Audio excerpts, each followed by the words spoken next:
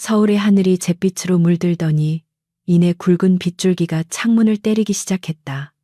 강남 한복판에 위치한 최 회장의 저택. 그 중에서도 가장 구석진 방에 있는 전신 거울 앞에는 순백의 웨딩드레스를 입은 여자가 서 있었다. 최하은은 거울 속에 비친 자신의 모습을 멍하니 바라보았다. 화려한 레이스와 수천 개의 진주가 박힌 드레스는 그녀의 것이 아니었기에 마른 몸에 헐거웠고 어딘가 모르게 기괴해 보였다. 그것은 축복받는 신부의 예복이 아니라 마치 산 제물에게 입혀진 수혜처럼 느껴졌다. 오늘 그녀는 언니 최유라의 이름으로 다리가 불구인 남자에게 팔려가는 대역 신부가 되어야만 했다. 방문이 거칠게 열리고 새어머니인 김 여사가 들어왔다. 그녀의 표정에는 초조함과 도끼가 서려 있었다. 김 여사는 하은의 옷매무새를 거칠게 잡아당기며 매서운 눈빛으로 쏘아붙였다. 정신 똑바로 차려. 오늘 네가 실수라도 하는 날에는 네 외할머니 호흡기 내 손으로 직접 떼어버릴 테니까. 그 말은 단순한 협박이 아니었다. 지난 10수년간 하은을 식모처럼 부려먹고 학대해온 그녀라면 충분히 하고도 남을 일이었다. 하은은 입술을 깨물며 고개를 떨구었다. 병원 중환자실에 누워있는 유일한 혈육인 할머니를 살리기 위해서라면 악마에게 영혼이라도 팔아야 했다. 걱정하지 마세요. 시키는 대로 다 할 테니까요. 하은의 목소리는 건조하고 낮았다. 그 체념 섞인 대답에 김 여사는 코웃음을 쳤다. 그래. 주제 파악은 빨라서 다행이구나. 네 언니가 강태무 그 괴물 같은 놈한테 시집가서 인생 망치는 꼴을 내가 어떻게 보니 너 같은 게 대신 가는 걸 영광으로 알아야지. 그녀는 하은의 머리에 베일을 씌웠다. 얇은 천이 시야를 가리자 세상이 흐릿해졌다. 마치 안개 속에 갇힌 것처럼 하은의 미래도 한치 앞을 알 수 없는 어둠 속으로 잠기는 듯했다. 거실로 나오자 소파에 앉아 울고 있던 최유라가 고개를 들었다. 그녀는 안도감과 경멸이 뒤섞인 눈빛으로 하은을 훑어보았다. 미안해 하지는 않을게. 어차피 넌 가진 것도 없잖아. 그 다리 병신이 성격은 좀 괴팍해도 돈은 많으니까 너한테는 오히려 잘된 일이지 뭐. 유라는 뻔뻔하게 말하며 손에 든 와인잔을 흔들었다. 하은은 대꾸할 가치조차 느끼지 못했다. 이 집안 사람들에게 자신은 가족이 아니라 필요할 때 쓰고 버리는 소모품에 불과하다는 사실을 다시금 뼈저리게 느꼈다. 저택 앞에는 검은색 리무진이 대기하고 있었다. 빗줄기는 점점 더 거세져 한치 앞도 분간하기 힘들 정도였다. 하은은 우산도 없이 빗속으로 걸어 나갔다. 차가운 빗방울이 베일 위로 떨어져 얼굴을 적셨지만 그녀는 닦아내지 않았다. 차 문이 열리고 그녀는 깊은 심연 속으로 빨려 들어가듯 뒷좌석에 몸을 실었다. 차 안은 숨 막힐 듯 고요했고 운전기사는 백미러로 힐끔거리며 그녀를 관찰할 뿐 아무런 말도 걸지 않았다. 차창 밖으로 멀어지는 최 회장의 저택을 보며 하은은 눈을 감았다. 이것으로 지옥 같던 집과는 안녕이었지만 또 다른 지옥이 기다리고 있을 뿐이었다. 결혼식은 강태무가 소유한 호텔의 비밀 연회장에서 비공개로 진행되었다. 하객은 거의 없었고 양가 직계가족과 변호사들만이 참석한 삭막한 자리였다. 화려한 꽃장식과 샹들리에는 주인을 잘못 만난 듯 쓸쓸해 보였다. 하은은 아버지의 손이 아닌 수행원의 안내를 받아버진 로드 입구에 섰다. 저 멀리 단상 앞에 휠체어에 앉은 남자의 뒷모습이 보였다. 넓은 어깨와 곧은 등은 위압적이었지만 휠체어라는 차가운 금속 프레임이 그를 가두고 있었다. 그가 바로 소문으로만 듣던 강태무. 한때 재계를 호령하던 천재였으나 의문의 사고로 두 다리를 잃고 은둔형 외톨이가 된 남자였다. 음악이 흐르고 하은은 천천히 걸음을 옮겼다. 한 걸음, 한 걸음이 천근만근 무거웠다. 단상에 가까워질수록 강태무에게서 뿜어져 나오는 냉기가 피부로 느껴졌다. 그녀가 그의 옆에 섰을 때 태무는 고개조차 돌리지 않고 정면만을 응시하고 있었다. 그의 옆모습은 조각처럼 수려했지만 눈빛은 죽은 사람처럼 공허하고 차가웠다. 주례사가 낭독되는 동안에도 두 사람 사이에는 단 한마디의 대화도 오가지 않았다. 이것은 결혼식이 아니라 두 기업 간의 비정한 인수합병 계약식에 불과했다. 신랑 강태무 군은 신부 최유라 양을 아내로 맞이하여 주례사가 이름을 부르는 순간 하은의 심장이 덜컥 내려앉았다. 그녀는 최유라가 아니었다. 하지만 지금 이 순간부터 그녀는 자신의 이름 최하은을 지우고 언니의 가면을 쓴 채 살아가야 했다. 거짓 위에 세워진 서약이 얼마나 위태로운지 그녀는 잘 알고 있었다. 태무가 건조하게 내라고 대답했다. 그의 목소리는 낮고 허스키해서 묘하게 사람의 신경을 긁는 매력이 있었다. 하은 역시 떨리는 목소리로 대답했다. 네. 그 짧은 대답이 그녀의 운명을 영원히 바꾸어 놓았다. 식이 끝나고 하은은 강태무의 저택으로 이동했다. 서울 외곽의 산중턱에 위치한 그의 집은 요새처럼 견고하고 으스스했다. 빗줄기는 여전히 멈추지 않고 창문을 때리고 있었다.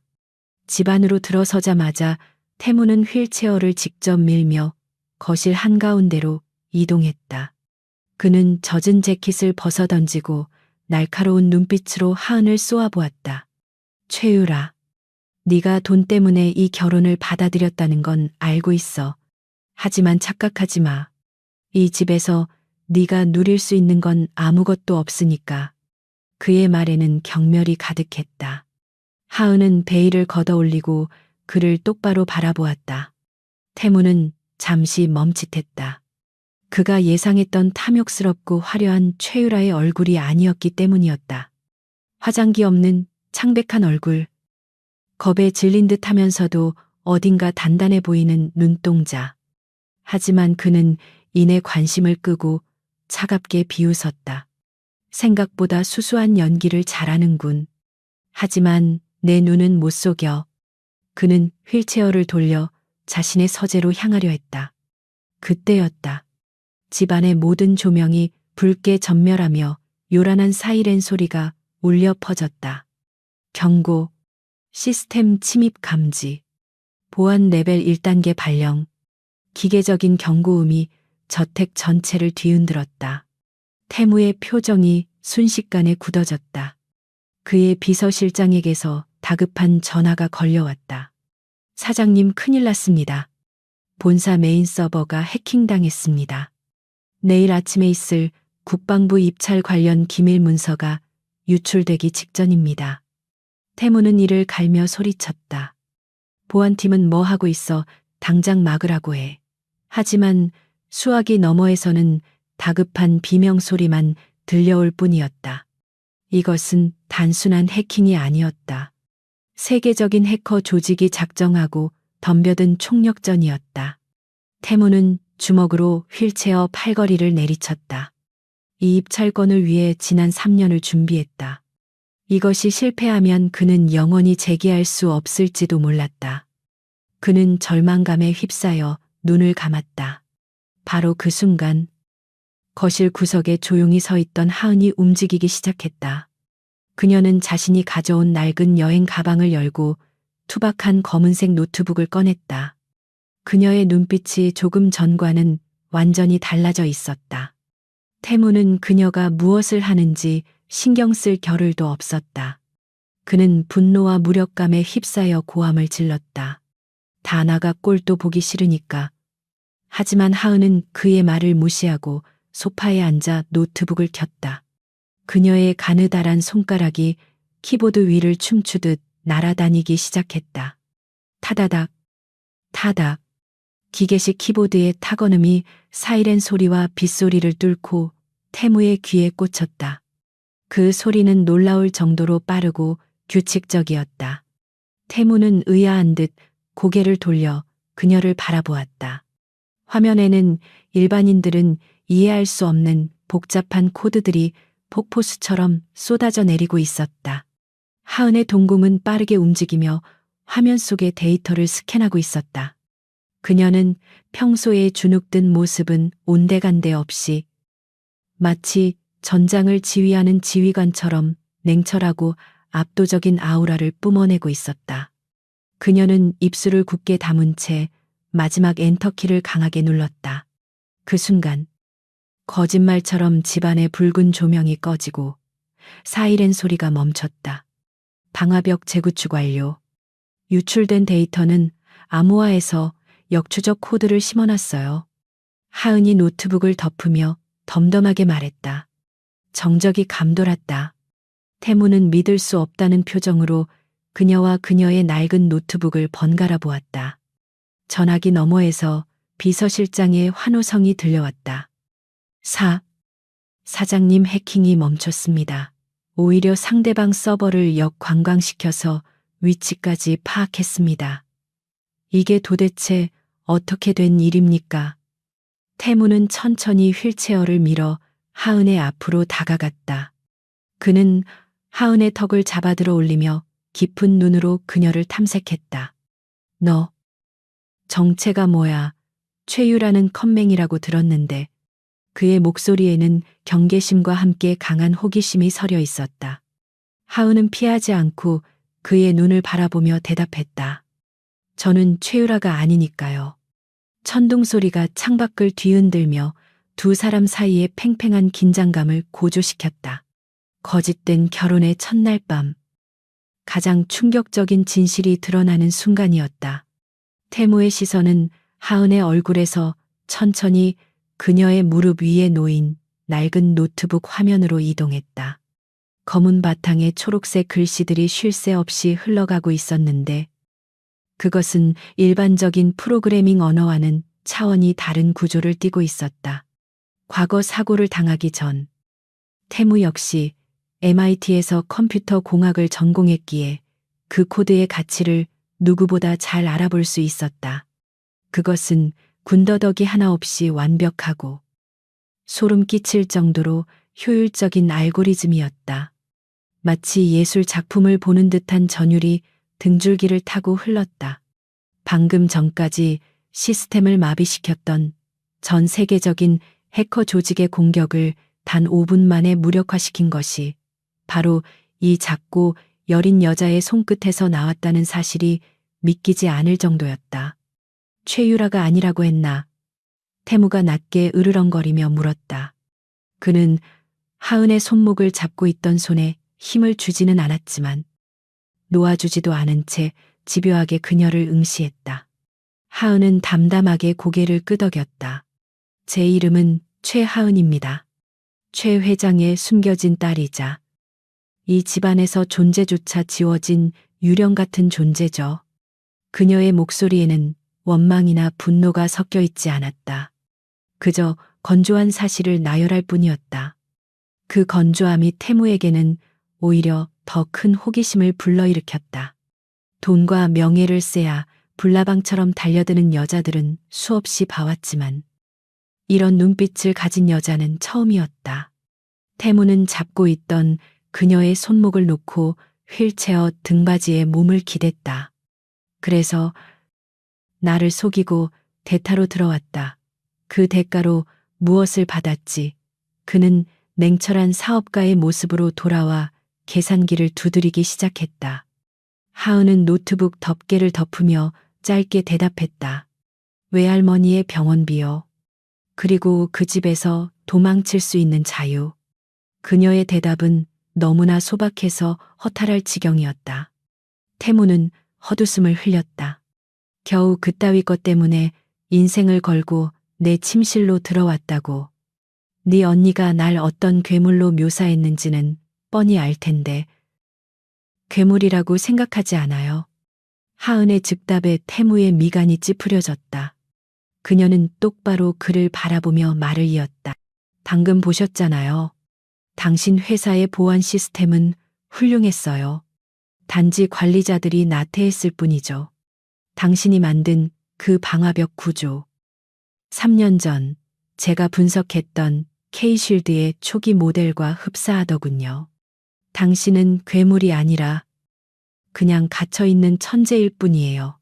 하은의 말은 태무의 가장 깊은 곳에 있는 자존심을 건드렸다.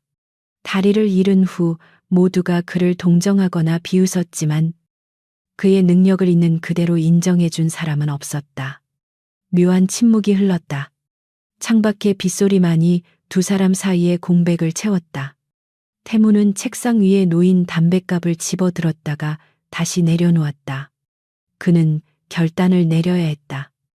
이 정체불명의 여자를 사기 결혼으로 고소하고 쫓아낼 것인가?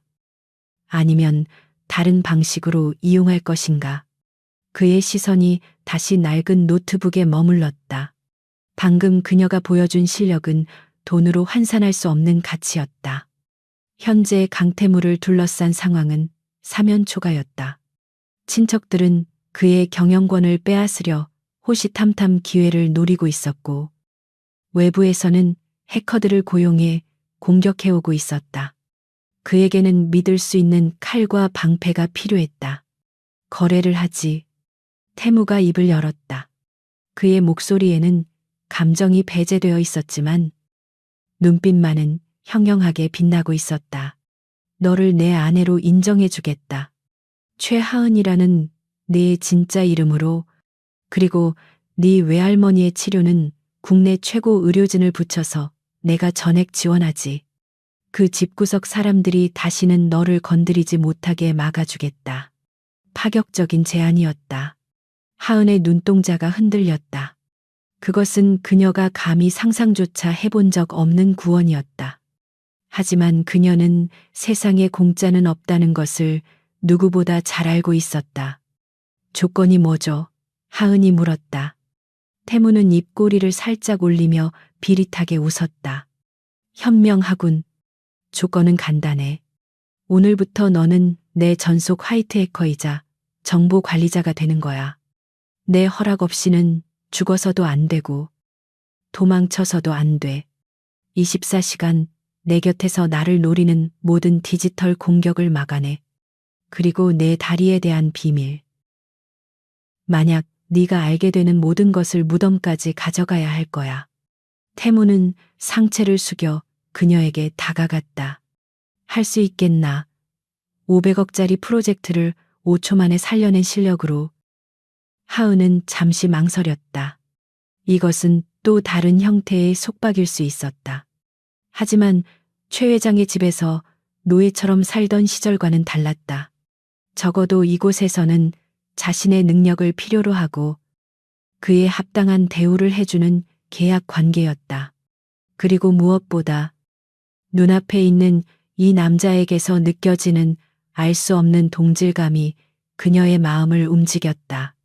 세상으로부터 버림받고 상처 입은 맹수의 눈빛. 하은은 천천히 고개를 끄덕였다. 좋아요. 받아들이겠어요. 대신 하나만 추가해 주세요. 제 개인적인 연구 시간은 터치하지 말아주세요. 연구 태무가 되물었다. 네. 제가 쫓고 있는 코드가 있어요.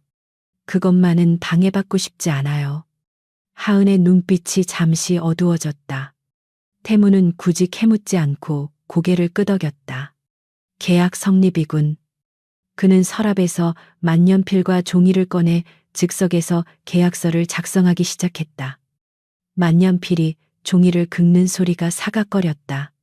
잠시 후 두 사람의 서명이 담긴 종이가 테이블 위에 놓였다. 법적인 혼인신고서보다 더 강력하고 비밀스러운 구속력이 있는 계약서였다. 방은 어디를 쓰면 되나요? 계약이 끝나자마자 하은이 물었다. 태무는 턱으로 문을 가리켰다. 2층 복도 끝방. 손님용으로 쓰던 방이지만 필요한 건 다 있을 거야. 오늘은 피곤할 테니 가서 쉬어. 그는 마치 직원을 대하듯 사무적으로 말했다. 하지만 하은이 짐을 챙겨 나가려는 순간 태무가 덧붙였다. 그리고 고맙다. 아까 그 일, 작고 투박한 한마디였다. 하은은 멈칫하더니 뒤를 돌아보지 않은 채 작게 대답했다. 제 밥값을 했을 뿐이에요. 하은이 방을 나가고 문이 닫히자 태무는 깊은 한숨을 내쉬며 휠체어에서 몸을 일으켰다. 그의 다리는 떨리고 있었지만 힘겹게나마 바닥을 지탱하고 섰다. 그는 절뚝거리는 걸음으로 창가로 다가가 비 내리는 정원을 내려다보았다. 최하은. 그는 입안에서 그녀의 이름을 굴려보았다. 유령처럼 살았다던 여자. 하지만 그녀가 가진 힘은 핵폭탄급이었다. 태무는 주머니에서 스마트폰을 꺼내 어딘가로 전화를 걸었다. 김 실장. 지금 당장 최하은에 대한 모든 뒷조사를 시작해. 태어날 때부터 지금까지 숨 쉬는 횟수까지 전부 다 알아내. 2층 방에 들어온 하은은 침대에 걸터 앉아 긴장을 풀었다. 낯선 천장, 낯선 냄새. 하지만 최 회장의 집 지하 창고보다는 훨씬 아늑했다. 그녀는 노트북을 다시 열었다. 화면에는 아까 태무의 회사를 공격했던 해커의 흔적이 남아 있었다. 팬텀. 그 악명 높은 이름이 코드 속에 교묘하게 숨겨져 있었다. 하은의 눈매가 날카로워졌다. 팬텀은 과거 그녀에게 씻을 수 없는 모욕을 주고 그녀가 존경하던 스승을 사이버 테러로 몰아넣었던 원수였다. 강태무를 노린 게 팬텀이라니. 우연치고는 기막히네.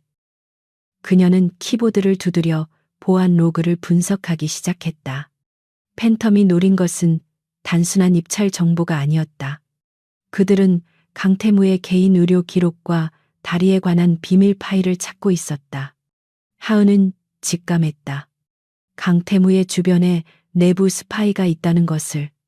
그리고 태무가 숨기고 있는 것이 단순한 신체적 장애가 아니라는 것을.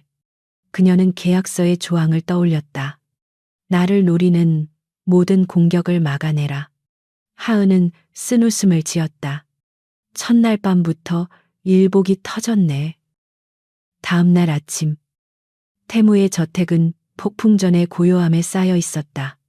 태무는 평소보다 일찍 일어나 식당에 앉아 있었다. 식탁 위에는 신문과 태블릿 PC가 놓여 있었고 그의 표정은 여전히 차가웠다. 하은이 조심스럽게 식당으로 들어오자 고용인들이 놀란 눈으로 그녀를 쳐다보았다. 어제 들어온 신부라고는 믿기지 않을 만큼 수수한 차림새에 한 손에는 숟가락 대신 노트북을 들고 있었기 때문이다. 태무는 고갯짓으로 맞은편 의자를 가리켰다. 앉아. 잘 잤어? 태무가 무심하게 물었다. 하은은 자리에 앉으며 노트북을 식탁 위에 펼쳤다. 아니요. 당신 회사 서버로그 뜯어보느라 한숨도 못 잤어요. 그녀의 대답에 태무가 마시던 커피 잔을 내려놓았다. 그래서 뭐 좀 건진 게 있나 하은은 화면을 그에게 돌려주었다. 내부 접속 기록이에요. 어제 공격이 시작되기 10분 전. 당신 비서실 PC에서 포트가 열렸어요. 누군가 밖에서 들어올 수 있게 문을 열어준 거죠. 태무의 눈동자가 싸늘하게 식었다. 비서실이라면 그가 가장 신뢰하는 측근들이 있는 곳이었다. 확실한가? 그가 낮게 물었다. 하은은 고개를 끄덕이며 샌드위치를 한 입 베어 물었다. 확실해요.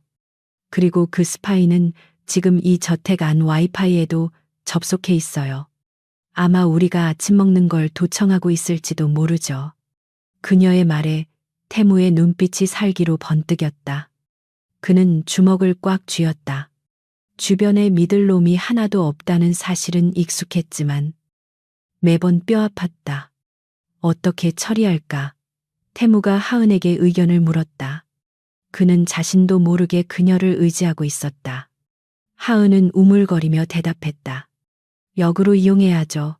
그쪽에서 정보를 빼가고 있다고 믿게 만들고 가짜 정보를 흘리는 거예요. 당신이 오늘 주주총회에서 실수를 연발할 거라는 정보를 주면 저쪽 방심을 유도할 수 있어요. 그녀의 제안은 대담하고 영리했다. 태무의 입가에 희미한 미소가 걸렸다. 제법이군. 공범으로서는 합격이야. 그때 현관 쪽에서 소란스러운 소리가 들려왔다. 비켜, 내가 내 조카 보러 왔는데 누가 막아. 날카로운 여자의 목소리였다. 태무의 고모이자 그룹 내에서 태무를 가장 적대시하는 강이사였다. 그녀는 어제 해킹 소동을 빌미로 태무를 문책하기 위해 아침부터 들이닥친 것이었다. 태무의 표정이 순식간에 굳어졌다. 하은은 침착하게 노트북을 닫고 일어섰다. 제가 나갈게요. 당신은 다리가 불편하니 여기 있어요. 그녀는 태무를 보호하듯 앞장섰다. 강이사는 거실로 들어오자마자 휠체어에 앉은 태무를 보며 혀를 찼다. 참말. 꼴이 그게 뭐니? 밤새 회사 서버가 털렸다며. 네가 몸이 성취하느니 관리도 엉망이지. 이참에 경영권 내려놓고 요양이나 가는 게 어떠냐. 그녀의 말은 비수처럼 꽂혔다. 태무가 반박하려던 찰나 하은이 강이사의 앞을 막아섰다. 안녕하세요. 고모님, 처음 뵙겠습니다. 태무 씨, 아내 되는 사람입니다. 강이사는 하은을 위아래로 훑어보았다. 네가 그 최유란이 소문대로 천박하게 생겼구나. 어른이 말하는데 끼어들어 그녀가 손을 들어 하은의 뺨을 치려 했다. 하지만 하은은 눈 하나 깜짝하지 않고 강이사의 손목을 허공에서 낚아챘다. 말씀 조심하세요. 서버가 털린 게 아니라 저희가 덫을 놓은 겁니다.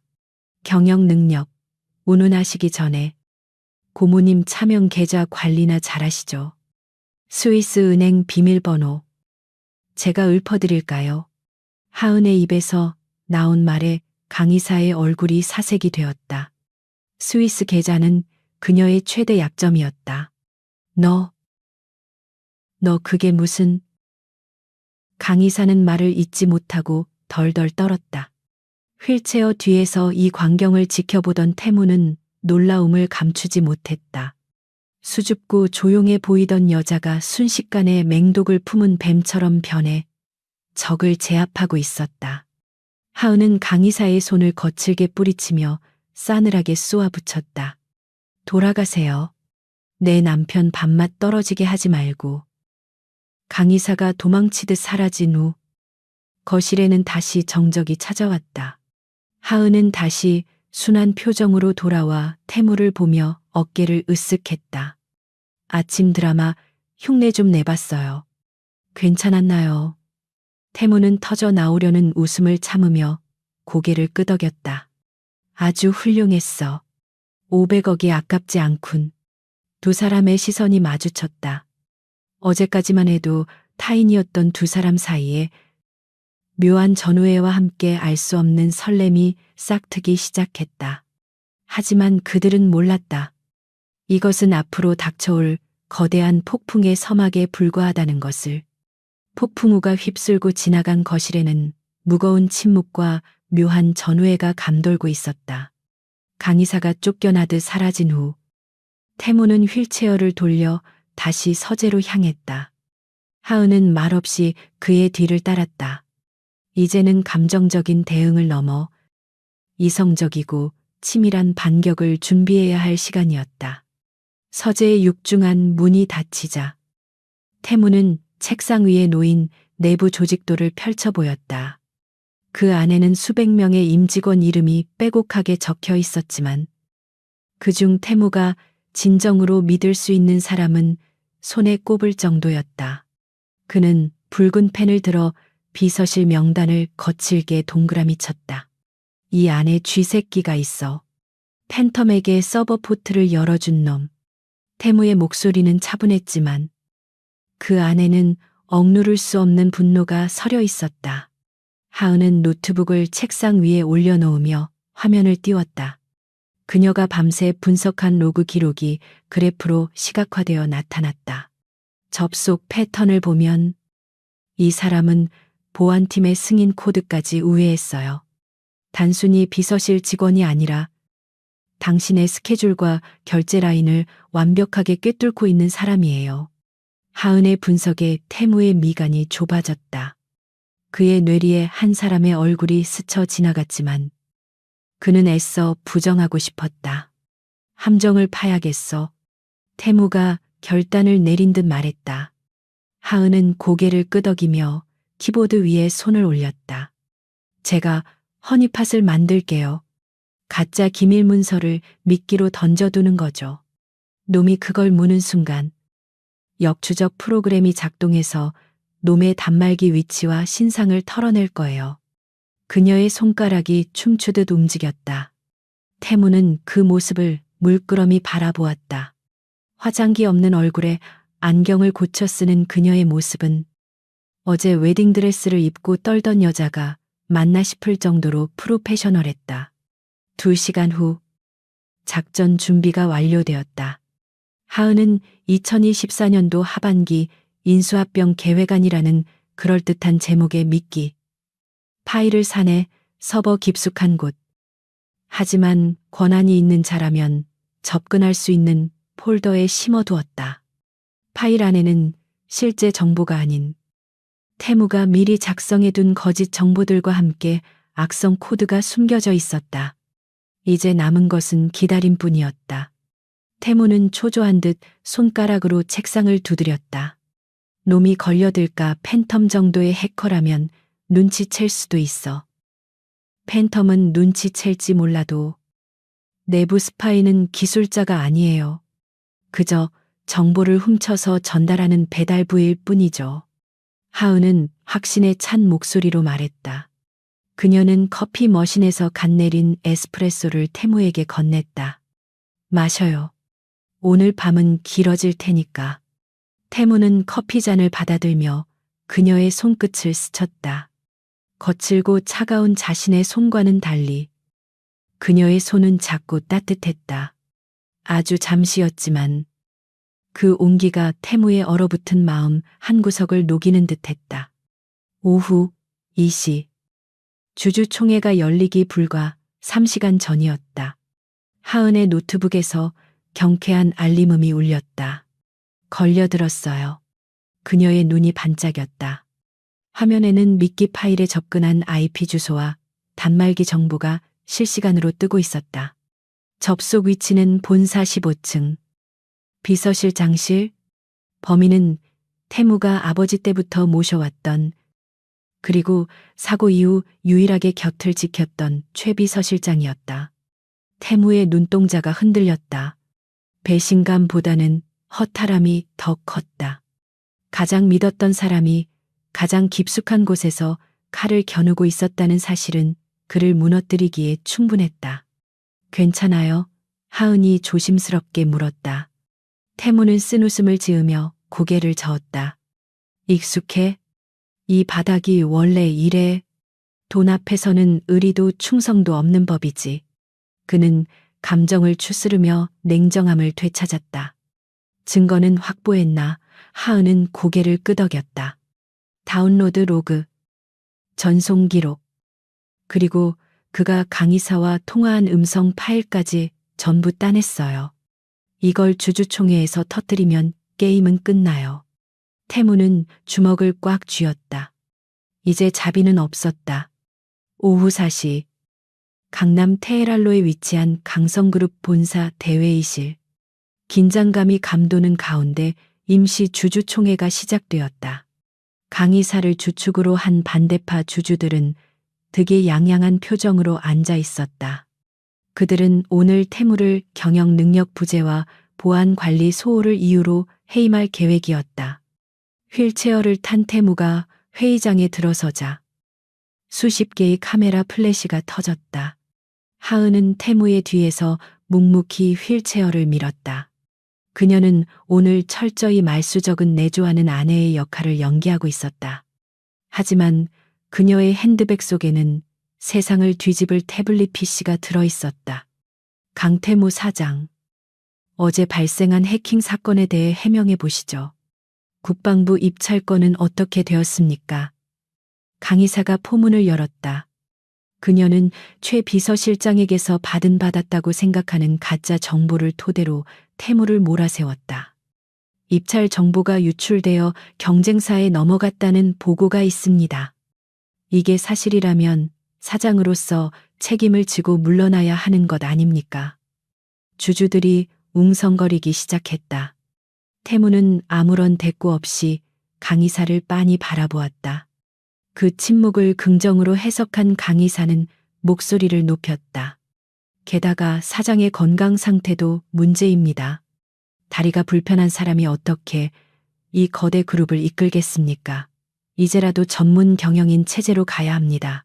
그녀의 인신공격에 가까운 발언에 하은의 손에 힘이 들어갔다.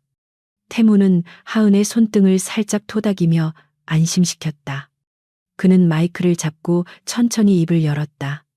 해명하겠습니다.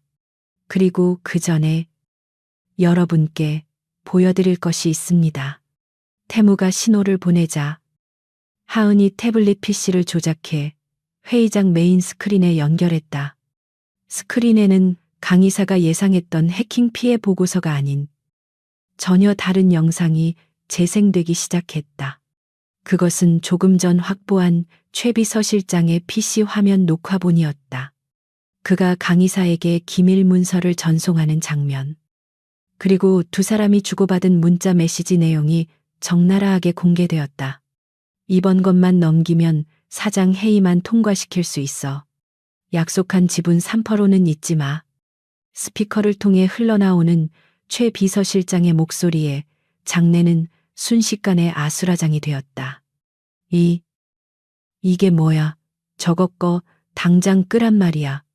강의사가 사색이 되어 소리쳤다. 하지만 하은은 멈추지 않고 추가 증거들을 쏟아냈다. 강의사가 횡령한 공급 내역, 최 비서실장이 팬텀에게 서버 포트를 열어준 로그 기록까지 모든 것이 완벽한 증거였다. 최 비서실장은 자리에 주저앉아 고개를 들지 못했다. 태무는 싸늘한 눈빛으로 강의사를 내려다보았다. 이게 바로 여러분이 믿고 따르던 이사회의 실체입니다. 회사를 위기에 빠뜨린 건 해커가 아니라 바로 이 안에 있는 내부의 적들이었습니다. 주주들의 여론은 순식간에 반전되었다. 배신자들에 대한 비난이 쏟아졌고 태무를 지지하는 목소리가 높아졌다. 태무는 이 기세를 몰아 선언했다. 오늘부로 최 비서실장을 해고하고 산업 스파이 혐의로 고소하겠습니다. 또한 강의사의 횡령 혐의에 대해서도 검찰 수사를 의뢰할 것입니다. 그의 단호한 목소리에 반대파들은 쥐 죽은 듯 조용해졌다. 그것은 완벽한 승리였다. 휠체어에 앉아 있었지만 그 순간 태무는 그 누구보다 거대해 보였다. 회의가 끝나고 엘리베이터에 탔을 때 태무는 긴장이 풀린 듯 깊은 한숨을 내쉬었다. 하은은 손수건을 꺼내 그의 이마에 맺힌 식은 땀을 닦아주었다. 수고했어요. 완벽한 쇼였어요. 그녀의 칭찬에 태무는 피식 웃었다. 네 덕분이야. 네가 없었다면 난 오늘 저 하이엔 아들에게 뜯어먹혔겠지. 그는 진심으로 고마워하고 있었다. 하은은 쑥스러운 듯 시선을 피했다. 계약대로 했을 뿐인걸요. 지하 주차장으로 내려가자 태무의 전용 리무진이 대기하고 있었다. 차에 타자마자 태무는 어딘가로 전화를 걸었다. 김 원장님. 접니다. 네. 지금 바로 2번 수속 밟아주세요.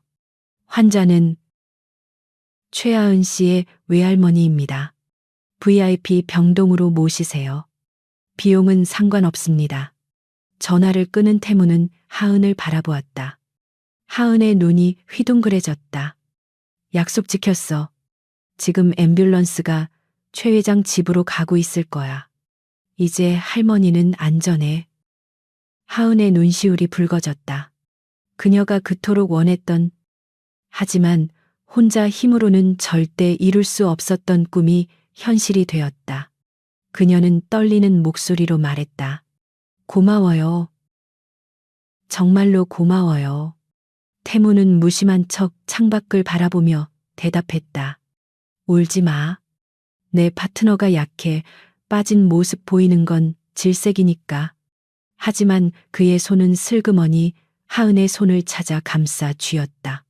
그 서투른 위로 방식에 하은은 눈물을 닦으며 미소 지었다. 차는 병원으로 향하지 않고 다시 저택으로 돌아왔다. 긴 하루였다. 하은은 방으로 돌아와 씻고 침대에 누웠지만 쉽게 잠이 오지 않았다. 태무의 손길, 그의 목소리, 그리고 그가 보여준 의외의 다정함이 자꾸만 떠올랐다. 그녀는 노트북을 열어 무의식적으로 강태무의 이름을 검색창에 쳐넣었다. 과거의 기사들이 쏟아져 나왔다. 천재 소년 강태무, 최연소, MIT 입학, 강성그룹의 혁신을 이끄는 젊은 리더, 그리고 3년 전의 기사, 의문의 교통사고, 강태무 사장 2다리 마비 판정. 하은은 사고 당시에 현장 사진을 확대해 보았다. 처참하게 구겨진 차량. 경찰은 단순 빗길 미끄러짐 사고로 종결했지만 하은의 직감은 다르게 말하고 있었다. 이것은 사고가 아니라 누군가에 의해 정교하게 설계된 살인 미수였다. 그리고 그 배후에는 오늘 마주친 강의사보다 더 거대하고 어두운 세력이 존재할 것만 같았다. 그녀는 결심했다. 태무의 다리를 뺏어간 그날의 진실을 자신의 손으로 밝혀내겠다고. 그 시각, 태무는 저택 지하에 숨겨진 비밀 공간에 있었다. 묵직한 철문을 열고 들어가자 최신식 재활운동 기구들이 가득 찬 체육관이 나타났다. 태무는 휠체어에서 내려 난간을 잡고 일어섰다. 다리에 극심한 통증이 밀려왔지만 그는 이를 악물고 한 걸음씩 발을 떼었다. 식은땀이 비오듯 쏟아지고 근육이 비명을 질렀지만 그는 멈추지 않았다. 그는 아직 걷지 못하는 것이 아니었다. 걸을 수 있다는 사실을 숨기고 있을 뿐이었다. 기다려라. 내 2다리로 너희들의 목을 밟아줄 테니. 태무는 거울 속에 비친 자신을 노려보며 다짐했다. 그때 체육관 입구에 보안 시스템 알림이 울렸다. 누군가 비밀번호를 누르고 있었다. 태무는 황급히 운동기구를 정리하려 했지만 이미 늦었다. 철문이 열리고 잠옷 차림의 하은이 서 있었다. 그녀의 눈이 믿을 수 없다는 듯 크게 떠졌다. 2다리로 꼿꼿하게 서 있는 강태무. 그것은 하은이 알고 있던 진실을 송두리째 뒤흔드는 광경이었다. 지하체육관의 차가운 공기가 2사람 사이를 감돌았다. 태무의 눈빛이 맹수처럼 번뜩였다. 자신의 가장 치명적인 비밀. 누구에게도 들켜서는 안 되는 일어선 모습을 들키고 말았다. 그는 본능적으로 살기를 띠며 하은에게 다가가려 했지만 무리하게 힘을 쓴 다리가 비명을 지르며 휘청거렸다. 중심을 잃고 쓰러지려는 찰나. 하은이 달려와 그의 몸을 받아냈다. 그녀의 작은 체구가 태무의 거대한 몸집에 눌려 뒤로 밀려났지만 그녀는 이를 악물고 그를 지탱했다. 2사람의 거친 숨소리가 텅 빈 공간에 울려 퍼졌다. 태무의 이마에서 쏟아지는 땀방울이 하은의 어깨를 적셨다. 비키라고 했을 텐데. 태무가 고통을 참으며 쉰 목소리로 내뱉었다. 하지만 하은은 그를 놓지 않았다.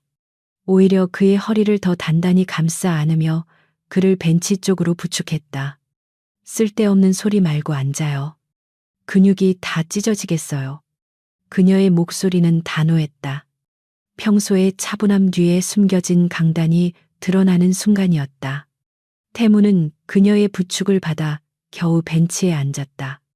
다리의 근육이 쥐가 난 듯 뒤틀리며 극심한 통증을 유발하고 있었다. 그는 고개를 떨구고 거친 숨을 몰아쉬었다. 하은은 말없이 구급 상자를 가져와 태무의 앞에 무릎을 꿇었다. 그녀의 손이 태무의 바짓단을 걷어 올리자 수많은 수술 자국과 흉터로 뒤덮인 다리가 드러났다. 그것은 그가 지난 3년 동안 얼마나 처절한 고통 속에서 살아왔는지를 보여주는 증거였다. 하은은 망설임 없이 핫파스를 꺼내 그의 종아리에 붙이고 능숙한 손길로 뭉친 근육을 마사지하기 시작했다. 태무는 그녀를 밀어내려다 멈칫했다. 그녀의 눈빛에는 동정이나 공포가 아닌 깊은 이해와 연민이 담겨 있었기 때문이다. 왜? 소리 지르지 않았지. 내가 걷는 걸 보고도 놀라지 않았잖아. 태무가 가라앉은 목소리로 물었다. 하은은 묵묵히 손을 움직이며 대답했다. 당신 성격에 그냥 당하고만 있을 리 없다고 생각했어요. 그리고 저 흉터들.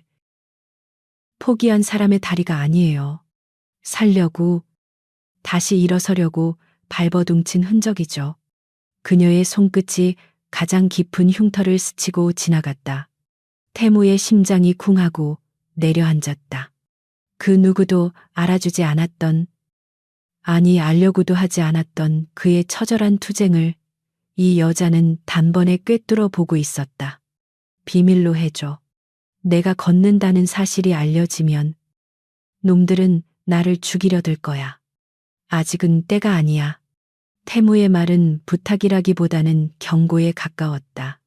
하지만 그 이면에는 절박함이 묻어 있었다. 하은은 고개를 들어 그와 시선을 맞췄다. 우린 이미 공범이잖아요. 당신의 비밀은 곧 내 생명줄이에요. 걱정 마요. 내 입은 당신 회사 방화벽보다 튼튼하니까. 그녀가 희미하게 미소 지었다. 그 미소가 태무에게는 묘한 안도감을 주었다. 그는 처음으로 자신의 비밀을 공유할 수 있는 존재가 생겼다는 사실에 기묘한 감정을 느꼈다.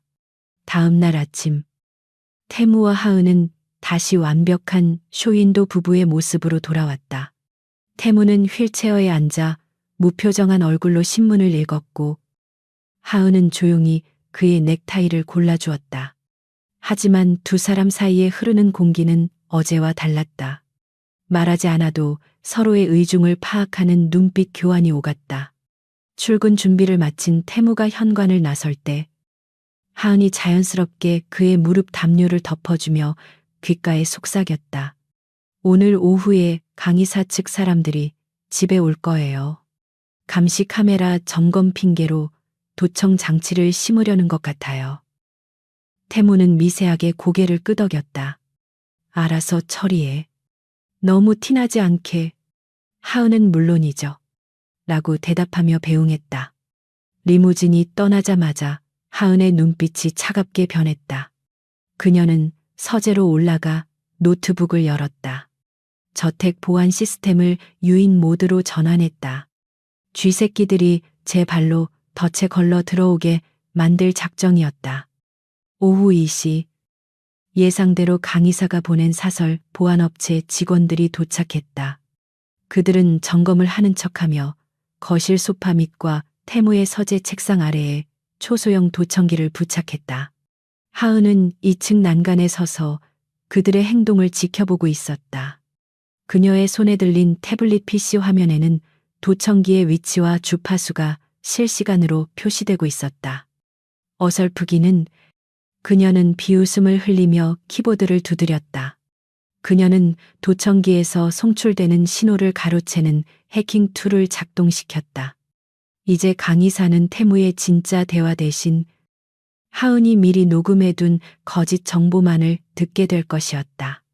예를 들어 태무가 다리 통증 때문에 마약성 진통제에 중독되어 헛소리를 한다거나 회사를 매각하고 해외로 도피하려 한다는 식의 역정보들이었다. 그날 저녁 퇴근하고 돌아온 태무는 하은의 보고를 듣고 만족스러운 미소를 지었다. 강의사, 지금쯤 샴페인을 터뜨리고 있겠군. 내가 무너지고 있다고 믿으면서. 태무는 넥타이를 풀며 소파에 기대 앉았다. 하은은 따뜻한 허브티를 가져와 그의 앞에 놓았다. 하지만 방심하면 안 돼요. 팬텀의 흔적이 다시 감지됐어요. 이번에는 당신의 의료 기록을 노리고 있어요. 병원 서버 쪽으로 우회 공격을 시도 중이에요. 태무의 표정이 다시 굳어졌다. 의료 기록이 유출되면 그가 재활 치료를 받고 있다는 사실이 드러날 수도 있었다. 막을 수 있겠어? 그가 물었다. 하은은 자신만만한 표정으로 안경을 축혀 올렸다. 이미 막았어요. 그리고 선물도 하나 보내줬죠. 그녀는 노트북 화면을 보여주었다. 화면에는 팬텀의 PC가 바이러스에 감염되어 게임 오버라는 문구가 뜬 채 먹통이 된 장면이 캡처되어 있었다. 팬텀의 컴퓨터를 포맷시켜 버렸어요. 복구하려면 꽤나 애먹을 거예요. 태무는 소리내어 웃음을 터뜨렸다. 사고 이후 그가 이렇게 시원하게 웃어본 적이 있었던가.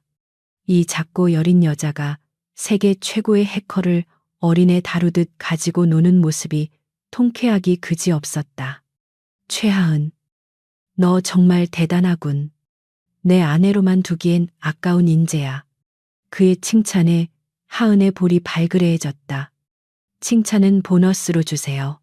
현금으로. 그녀의 농담에 태무의 웃음소리가 더 커졌다. 삭막했던 저택에 처음으로 사람 사는 온기가 돌기 시작했다. 밤이 깊어지자 태무는 다시 지하 체육관으로 내려갈 준비를 했다. 하은은 자연스럽게 그를 따라 나섰다. 어디 가려고 태무가 묻자 하은은 수건과 물통을 들어 보였다. 재활 트레이너 필요하지 않아요. 혼자 하다가 또 쓰러지면 누가 부축해줘요. 태무는 잠시 그녀를 바라보다가 고개를 끄덕였다. 좋아. 대신 혹독할 거야. 징징거리지 마. 체육관에서의 시간은 두 사람만의 비밀의식이 되었다. 태무는 땀을 비오듯 흘리며 평행봉을 잡고 걸음을 옮겼고 하은은 그 옆에서 초를 재고 자세를 교정해 주었다. 하나, 둘, 하나, 둘, 허리 펴요. 시선은 정면. 하은의 구령에 맞춰 태무는 이를 악물고 발을 내디뎠다. 고통으로 얼굴이 일그러질 때마다 하은은 그의 등을 쓸어주며 격려했다. 할 수 있어요. 조금만 더. 당신은 강태무잖아요. 그녀의 목소리는 태무에게 가장 강력한 진통제였다. 그는 한계를 넘어 한 걸음 더 내디뎠다. 마침내 그가 목표했던 거리만큼 걷고 바닥에 주저앉았을 때 하은은 환하게 웃으며 그에게 물병을 건넸다. 어제보다 10초나 더 버텼어요. 정말 대단해요. 태무는 숨을 몰아쉬며 그녀를 올려다보았다. 땀에 젖은 머리카락, 상기된 뺨, 그리고 자신을 향한 무한한 신뢰가 담긴 눈동자. 그 순간 태무는 억누를 수 없는 충동을 느꼈다. 그는 떨리는 손을 뻗어 하은의 뺨을 감싸 쥐었다. 하은의 눈이 커졌다. 태무 씨. 그녀의 부름에도 그는 멈추지 않고 그녀의 얼굴을 자신 쪽으로 당겼다. 두 사람의 거리가 가까워졌다. 서로의 숨결이 닿을 듯한 거리에서 태무가 낮게 속삭였다. 너는 내가 일어서서 가장 먼저 안고 싶은 사람이야. 그것은 고백이었다. 계약 관계를 넘어서는 남자의 진심이 담긴 말이었다. 하은의 심장이 터질 듯이 뛰었다. 그녀는 피하지 않고 눈을 감았다. 태무의 입술이 천천히 그녀의 이마에 닿았다. 뜨겁고 간절한 입맞춤이었다. 기다려줘.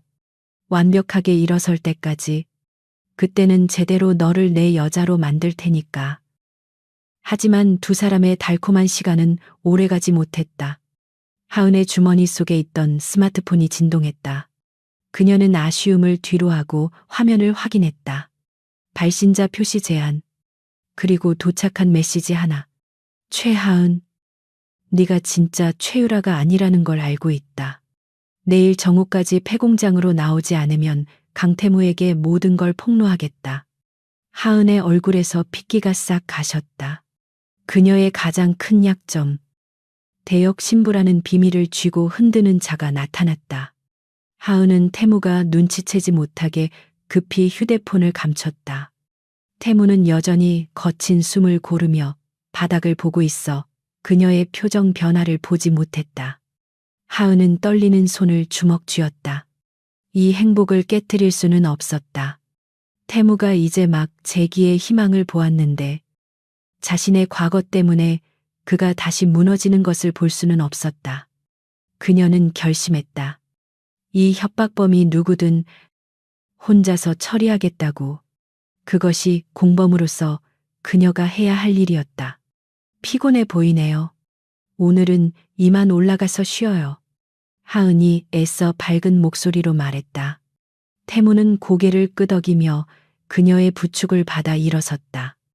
엘리베이터를 타고 올라가는 동안 하은은 태무의 넓은 등을 바라보며 속으로 되뇌었다.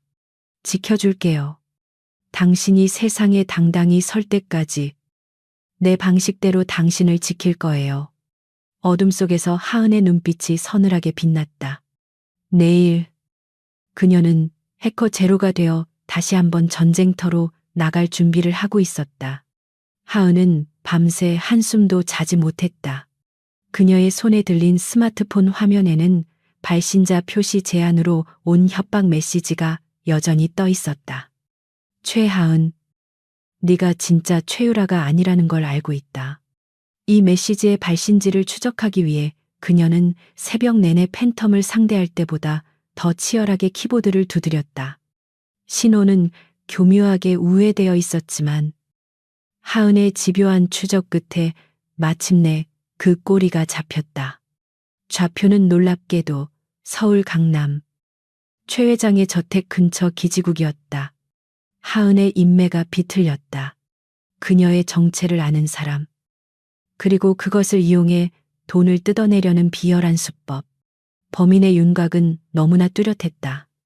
그때 인터폰이 울리며 집사의 정중한 목소리가 들려왔다. 사모님, 손님이 오셨습니다. 친정에서 최 회장님, 사모님과 언니분이 오셨는데 들여보낼까요? 하은은 노트북을 덮으며 차갑게 웃었다. 호랑이도 제 말하면 온다더니 협박범이 제 발로 찾아온 셈이었다.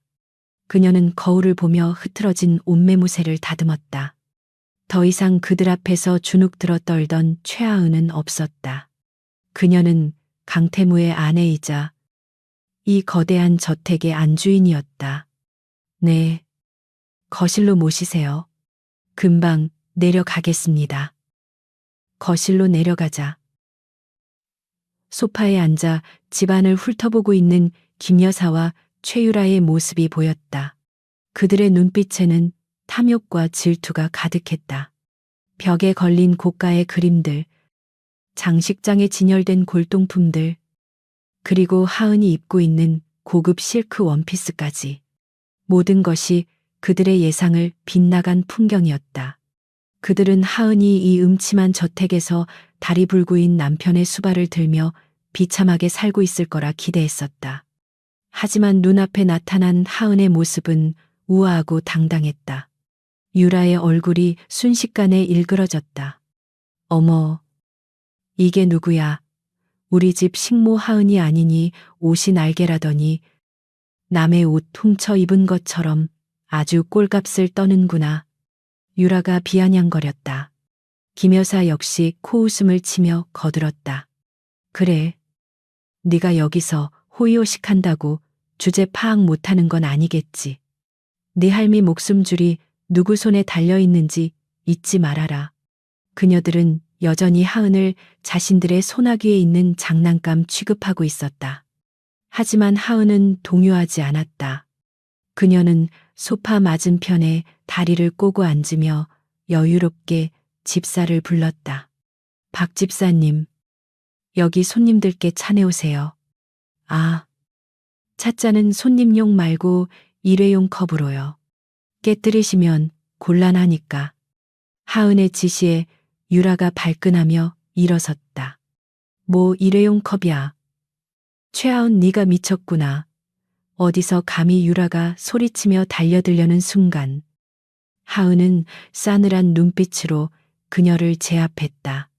앉아. 여기는 내 집이야. 소란 피우고 싶으면 나가. 그 서슬퍼런 기세에 유라는 흠칫하며 주춤거렸다. 그녀가 알던 순종적인 하은이 아니었다. 할머니 이야기가 나와서 말인데 두 분은 뉴스도 안 보시나 봐요. 하은이 찻잔을 들어올리며 말했다. 어제부로 할머니는 강태무 사장의 후원으로 국내 최고 VIP 병동으로 옮겨지셨어요. 법적 보호자도 강태무 사장으로 변경됐고요. 이제 당신들이 그 더러운 손으로 할머니 호흡기를 떼내 만에 협박할 권한은 없다는 뜻이에요. 하은의 폭탄 선언에 김 여사의 얼굴이 사색이 되었다. 그녀들의 가장 강력한 인질이 사라진 것이었다. 뭐라고 그게 무슨 소리야. 강서방이 왜 굳이 그 늙은이한테. 그때 휠체어 바퀴 굴러가는 소리가 들리더니 강태무가 거실로 들어왔다. 그는 완벽하게 세팅된 수트 차림으로 그 어느 때보다 냉철하고 위압적인 분위기를 풍기고 있었다. 태무는 김 여사와 유라를 본체 만체하고 곧장 하은에게로 향했다. 여보, 손님이 오셨으면 나한테 먼저 연락을 했어야지. 불편한 분들이랑 억지로 앉아있을 필요 없다고 했잖아. 그의 목소리는 꿀이 떨어질 듯 다정했지만 그 내용은 김 여사 모녀를 철저히 무시하는 것이었다. 태무는 자연스럽게 하은의 손을 잡고 손등에 입을 맞췄다. 유라는 그 광경을 보고 입을 다물지 못했다. 소문 속의 강태무는 괴팍하고 잔인한 성격의 소유자였는데 지금 하은을 대하는 태도는 마치 세상을 다 가진 남자의 그것이었다. 질투심이 폭발한 유라가 참지 못하고 소리쳤다. 형부 아니, 강 사장님 속지 마세요. 쟤는 제 동생이 아니라 우리 아빠가 밖에서 낳아온 천한 첩의 자식이에요. 원래 사장님하고 결혼하기로 했던 건 저 최유라라고요. 유라는 태무가 이 사실을 알면 당장 하은을 내쫓을 것이라 확신했다. 그녀는 승리의 미소를 지으며 하은을 노려보았다. 하지만 태무의 반응은 그녀의 예상과는 정반대였다. 그는 천천히 고개를 돌려 유라를 바라보았다.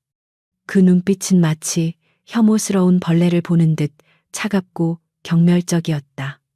알고 있습니다. 이 여자가 최유라가 아니라는 것쯤은 결혼식 날 밤에 이미 알았죠. 태무의 덤덤한 대답에 거실에는 정적이 감돌았다. 유라와 김 여사는 숨을 멈췄다. 그걸 알고도 가만히 계셨단 말입니까? 김 여사가 떨리는 목소리로 물었다. 태무는 피식 웃으며 하은의 어깨를 감싸 안았다. 오히려 감사해야 할 일 아닙니까? 당신들이 사기를 쳐서 신부를 바꿔치기 해준 덕분에 나는 내 인생 최고의 보물을 얻었으니까요. 그는 유라를 위아래로 훑어보며 말을 이었다. 만약 당신처럼 탐욕스럽고 머리 텅 빈 여자가 내 아내가 되었다면 우리 강성그룹은 아마 벌써 파산했거나 매각되었겠죠. 생각만 해도 끔찍하군요. 태무의 독설은 거침없었다. 유라는 수치심에 얼굴이 불그락 푸르락해졌고 김 여사는 충격으로 말을 잇지 못했다. 태무는 여기서 멈추지 않았다. 그리고 오늘 잘 오셨습니다. 안 그래도 찾아가려던 참이었는데 최 회장님이 최근 진행 중인 건설 프로젝트 자금난으로 중단 위기라죠. 그는 테이블 위에 놓인 서류 봉투를 김 여사 앞으로 던졌다. 이건 최 회장님이 우리 그룹에 요청한 추가 대출 신청서입니다. 담보가 부실해서 반려할까 생각 중이었는데 오늘 두 분의 태도를 보니 확실히 결정을 내릴 수 있겠군요. 강서방 아니, 강 사장님 왜 이러십니까? 우리가 가족끼리. 김 여사가 비굴하게 태도를 바꾸며 매달렸다. 회사의 운명이 태무의 손바닥 위에 있다는 사실을 깨달은 것이다. 태무는 차갑게 말을 잘랐다. 가족 누가 가족입니까? 내 아내를 하녀 취급하고 협박하는 사람들을 내가 가족으로 인정할 것 같습니까? 그는 하은을 바라보며 부드럽게 물었다. 여보, 어떻게 할까? 대출 승인해 줄까? 말까 결정권은 당신한테 줄게. 하은은 김 여사와 유라를 바라보았다. 그녀들은 애원하는 눈빛으로 하은을 쳐다보고 있었다. 십수년간 그녀를 괴롭혔던 악마들이 이제는 그녀의 발밑에서 자비를 구걸하고 있었다. 하은은 통쾌함을 느꼈지만 동시에 서글픔도 밀려왔다. 그녀는 차분하게 입을 열었다. 그냥 돌려보내요. 당장 파산하면 재미없잖아요. 서서히 말라 죽는 걸 지켜보고 싶어요.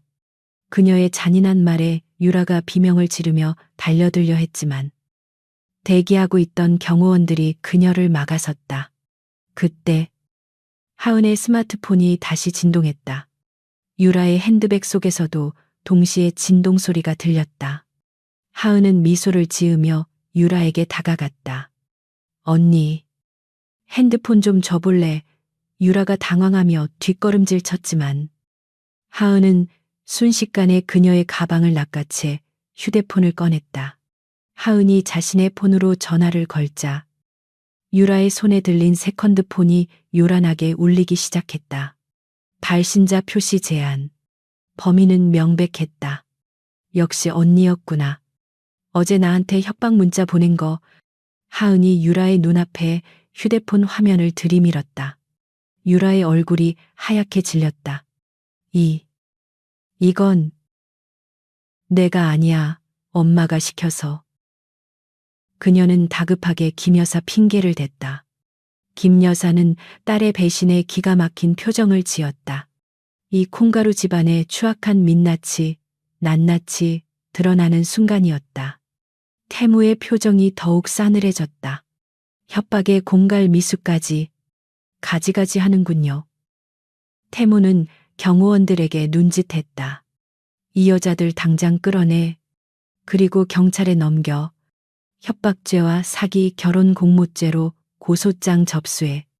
김 여사와 유라는 울며 불며 매달렸지만 건장한 경호원들에 의해 짐짝처럼 질질 끌려나갔다. 현관문이 닫히고 그들의 비명소리가 사라지자 거실에는 다시 평화가 찾아왔다. 하은은 긴장이 풀린 듯 소파에 주저앉았다. 태무는 휠체어를 밀어 그녀의 곁으로 다가왔다. 괜찮아, 태무가 물었다. 하은은 고개를 끄덕이며 씁쓸하게 웃었다. 네, 속이 다 시원하네요. 내 인생에서 가장 끔찍했던 챕터 하나를 오늘 끝낸 기분이에요. 그녀는 태무를 올려다보았다. 고마워요. 내 편 들어줘서. 그리고 나를 보물이라고 말해줘서. 그 말은 비록 연기였을지라도 하은의 가슴에 깊이 박혀 있었다. 태무는 하은의 머리를 쓰다듬었다. 연기 아니었어. 넌 진짜 보물이야. 흙 속에 묻혀 있어서 아무도 몰라봤을 뿐이지. 그의 진심 어린 고백에 하은의 심장이 두근거렸다. 태무는 하은의 손에 들린 유라의 휴대폰을 가져갔다. 이건 증거로 보관해두지. 그리고 앞으로 이런 문자가 오면 혼자 끙끙 앓지 말고 나한테 말해. 우린 파트너잖아. 그날 밤 하은은 서재에서 태무와 함께 마주 앉았다. 두 사람 앞에는 와인 한 병이 놓여 있었다. 축배를 들죠. 우리의 승리를 위해서. 하은이 잔을 들어 올렸다. 태무도 잔을 부딪혔다. 쨍 하는 맑은 소리가 울려 퍼졌다. 와인을 한 모금 마신 태무가 진지한 표정으로 입을 열었다. 이제 집안 문제는 정리됐으니 진짜 적을 상대해야 할 때야. 팬텀. 그리고 내 다리를 이렇게 만든 그놈들. 하은은 태무가 건넨 태블릿 PC를 받아들었다. 그 안에는 태무가 지난 3년간 은밀하게 수집해온 자료들이 담겨 있었다. 강성그룹의 지분 구조, 의문의 페이퍼 컴퍼니들, 그리고 사고 당시의 블랙박스 영상 분석 자료까지. 하은은 자료를 훑어보다가 멈칫했다. 이 페이퍼 컴퍼니 서버 우회 경로가 팬텀이 쓰는 방식이랑 똑같아요. 자금 추적을 피하려고 블록체인 기술을 썼네요. 역시 네 눈은 못 속이는군. 태무가 고개를 끄덕였다. 내 사고를 사주한 놈, 그리고 지금 회사를 공격하는 놈, 모두 한 통속이야. 그리고 그 정점에 내 사촌형이자 그룹 부회장인 강진우가 있지. 강진우. 대외적으로는 젠틀하고 능력 있는 경영인으로 알려져 있지만 실상은 태무를 제거하고 그룹을 독차지하려는 야망가였다. 강진우가 내일 내 재활병원을 방문한다고 통보해왔어. 표면적으로는 사촌 동생 걱정해서 오는 거지만 실제로는 내 다리가 진짜로 마비 상태인지 확인하러 오는 거야. 태무의 눈빛이 매서워졌다. 내가 걷는다는 걸 들키면 놈은 더 과격한 방법을 쓸 거야. 내일은 완벽하게 속여야 해. 하은은 결의에 찬 눈빛으로 태무를 바라보았다. 걱정 마요. 제가 당신의 다리가 되어줄게요. 그리고 그놈이 가져온 스마트폰. 제가 털어서 역으로 감시 프로그램을 심어 놓겠어요. 그녀는 이미 머릿속으로 계획을 세우고 있었다. 내일은 또 다른 연극의 막이 오르는 날이었다. 하지만 이번에는 두려움이 없었다. 그녀의 곁에는 세상에서 가장 든든한 파트너가 있었으니까. 잠시 후 술기운이 오른 하은이 태무를 빤히 바라보며 물었다. 그런데 아까 언니한테 했던 말 진짜예요. 만약 언니가 왔으면 회사가 망했을 거라고 했던 거. 태무는 피식 웃으며 와인잔을 흔들었다. 당연하지. 너는 5초 만에 500억을 구했지만 네 언니는 5초 만에 500억을 썼을 테니까 가성비로 따지면 비교 불가야. 하은은 깔깔 웃음을 터뜨렸다. 태무도 따라 웃었다. 적막했던 저택에 두 사람의 웃음소리가 어우러졌다. 창밖에는 달빛이 환하게 비치고 있었다. 서로의 상처를 알아보고 보듬어주는 두 사람. 그들의 밤은 이제 더 이상 춥지도 외롭지도 않았다. 하지만 어둠 속에서 그들을 노리는 그림자는 더욱 짙어지고 있었다. 내일 다가올 강진우와의 만남은 단순한 가족 상봉이 아닌 생사를 건 탐색전이 될 것이 분명했다. 다음 날 아침, 강태무의 저택에는 전운이 감돌고 있었다.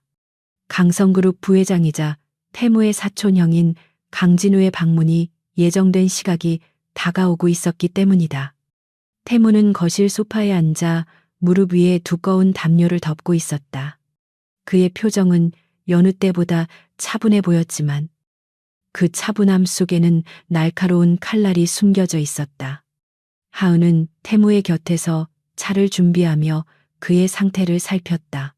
그녀는 알고 있었다.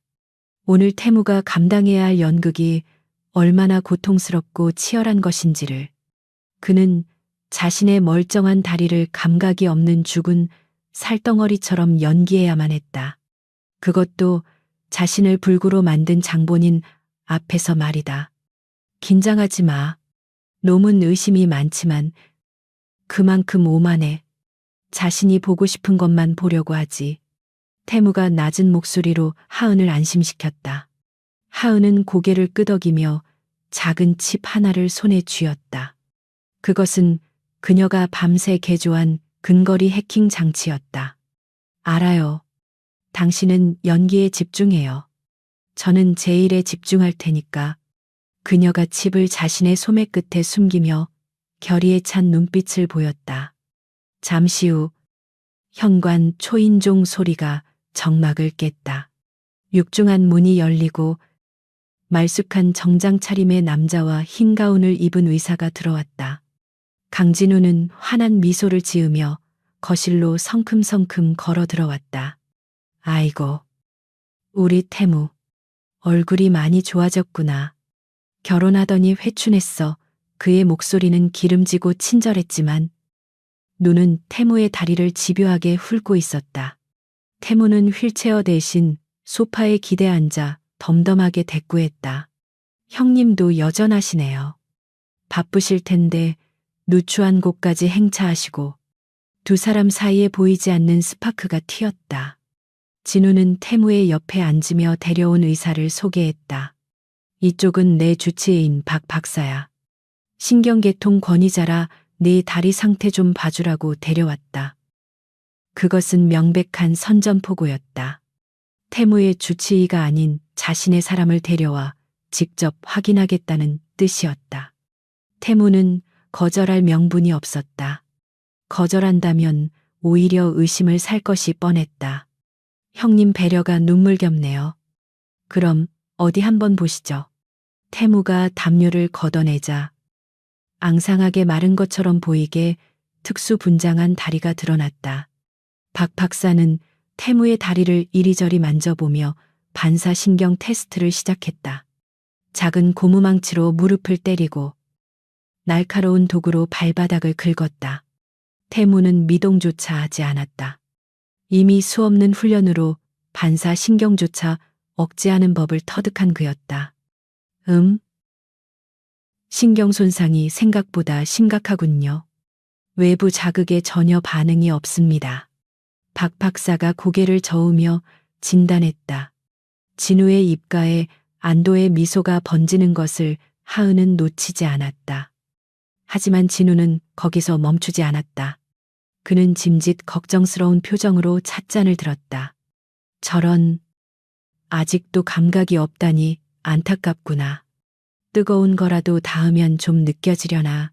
그는 말을 마침과 동시에 실수인 척 손을 미끄러뜨려 갓 끓인 뜨거운 찬물을 태무의 허벅지 위로 쏟아부었다. 앗! 이런 미안하다. 손이 미끄러졌네.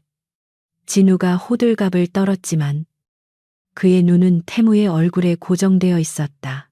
고통에 반응하는지 확인하려는 잔인한 시험이었다. 살이 타들어가는 끔찍한 고통이 엄습했지만 태무의 표정은 석고상처럼 변하지 않았다. 그는 비명은커녕 눈썹 하나 까딱하지 않고 진우를 바라보았다. 괜찮습니다. 형님, 어차피 감각도 없는 다리인걸요? 바지만 버렸네요. 그의 목소리는 소름 끼칠 정도로 평온했다. 그제야 진우의 눈동자의 실망과 확신이 동시에 스쳐 지나갔다. 그 순간 하은이 비명을 지르며 달려들었다. 어머, 여보, 괜찮아요. 그녀는 수건을 들고 태무의 다리를 닦는 척하며 진우의 곁으로 파고들었다.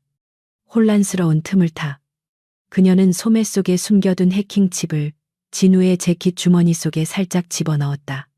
그리고는 진우를 향해 원망 섞인 눈물을 글썽였다. 부회장님, 너무하세요. 아무리 감각이 없어도 화상은 입는다고요. 그녀의 완벽한 연기에 진우는 머쓱한 듯 물러섰다. 미안하게 됐습니다. 재수 씨, 내 실수요. 진우는 더 이상 볼 일이 없다는 듯 자리에서 일어났다. 아무튼 상태를 확인했으니 마음이 놓이는구나. 회사 일은 걱정 말고 요양이나 잘해라. 강성그룹은 내가 잘 지키고 있을 테니. 그는 비릿한 웃음을 남기고 의사와 함께 저택을 빠져나갔다. 현관문이 닫히고 그들의 차가 멀어지는 소리가 들리자마자 태무의 몸이 털썩 무너져 내렸다. 억눌러왔던 고통이 댐이 터지듯 밀려왔다. 그는 이를 악물고 신음을 삼키며 식은땀을 흘렸다. 태무 씨 하은이 사색이 되어 구급 상자를 가져왔다. 태무의 바지를 걷어 올리자 허벅지가 붉게 부어오르고 물집이 잡혀 있었다. 끔찍한 화상이었다. 하은의 손이 떨렸다. 미쳤어요. 왜 피하지 않았어요? 그냥 뜨겁다고 소리 질렀어도 됐잖아요. 그녀는 화상 연고를 바르며 울먹였다. 태무는 가쁜 숨을 몰아쉬며 그녀의 손을 잡았다. 피했다면 놈은 내 다리가 낫고 있다는 걸 알았을 거야. 그러면 너까지 위험해져. 그 말에 하은은 가슴이 먹먹해졌다. 자신을 지키기 위해, 그리고 복수를 위해 살이 타는 고통을 참아낸 남자. 그녀는 눈물을 닦으며 붕대를 감았다. 이 빚 반드시 갚아줄 거예요. 강진우 그 자식, 내가 지옥을 보여줄 거야. 그녀의 눈빛이 서늘하게 빛났다. 하은은 곧바로 노트북을 가져와 진우의 주머니에 넣어둔 칩과 연결을 시도했다. 빙고. 연결됐어요. 놈의 스마트폰을 실시간으로 미러링하고 있어요. 화면에는 강진우의 통화 목록, 문자 메시지, 그리고 갤러리 사진까지 모든 정보가 쏟아져 들어왔다. 하은은 빠르게 데이터를 분석했다. 그리고 팬텀이라는 이름으로 저장된 대포폰 번호를 찾아냈다. 잡았다. 팬텀과 직접 연락하고 있었어요. 그리고 여기, 이 사진 좀 봐요. 하은이 화면을 확대했다. 그것은 3년 전 태무의 교통사고 현장 사진이었다. 경찰 조서에는 없는 사고 직전 브레이크 라인을 조작하는 누군가의 뒷모습이 찍힌 사진이었다. 이건 결정적인 증거야. 태무가 사진을 보며 낮게 읊조렸다. 놈은 이 사진을 보험용으로 가지고 있었던 거야. 실행범을 협박하기 위해서. 태무의 주먹에 힘이 들어갔다. 이제 심증이 아닌 물증이 확보되었다. 하지만 태무는 서두르지 않았다. 아직은 아니야. 이걸로는 강진우 하나밖에 못 잡아. 놈의 뒤를 봐주는 정계 인사들과 부패한 검찰 라인까지 한 번에 엮어야 해.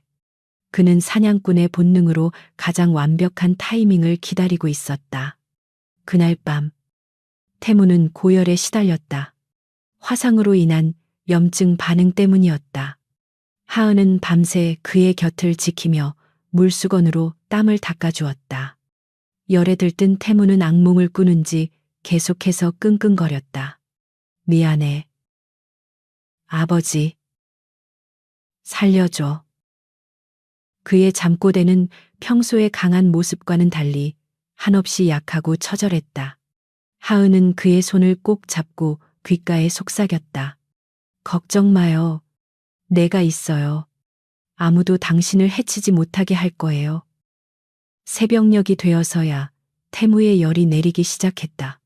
하은은 침대 옆 의자에 엎드려 쪽잠이 들었다.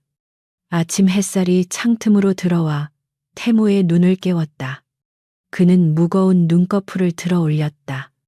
가장 먼저 보인 것은 자신의 손을 두 손으로 감싸 쥐고 잠든 하은의 모습이었다. 태무는 가만히 그녀를 내려다 보았다. 지난밤의 고통과 악몽 속에서 유일하게 자신을 잡아주었던 온기. 그는 조심스럽게 손을 빼내어 그녀의 머리카락을 쓰다듬었다. 일어났어요. 하은이 부스스 눈을 뜨며 물었다. 태무는 미미하게 미소 지었다. 덕분에 간호솜씨가 제법이던데. 하은은 안도의 한숨을 내쉬며 그의 이마에 손을 얹어 열을 체크했다. 다행이다. 열은 내렸어요. 상처는 좀 어때요? 태무는 다리를 내려다 보았다. 쓰라림은 여전했지만 참을 만했다. 네가 감아준 붕대 덕분에 안 아파. 마법이라도 부린 모양이지. 두 사람 사이에 따뜻한 기류가 흘렀다. 하지만 그 평화는 오래가지 못했다. 하은의 노트북에서 날카로운 경고음이 울렸다. 강진우의 스마트폰에서 새로운 움직임이 포착된 것이다. 하은은 급히 화면을 확인했다. 태무 씨, 이것 좀 봐요.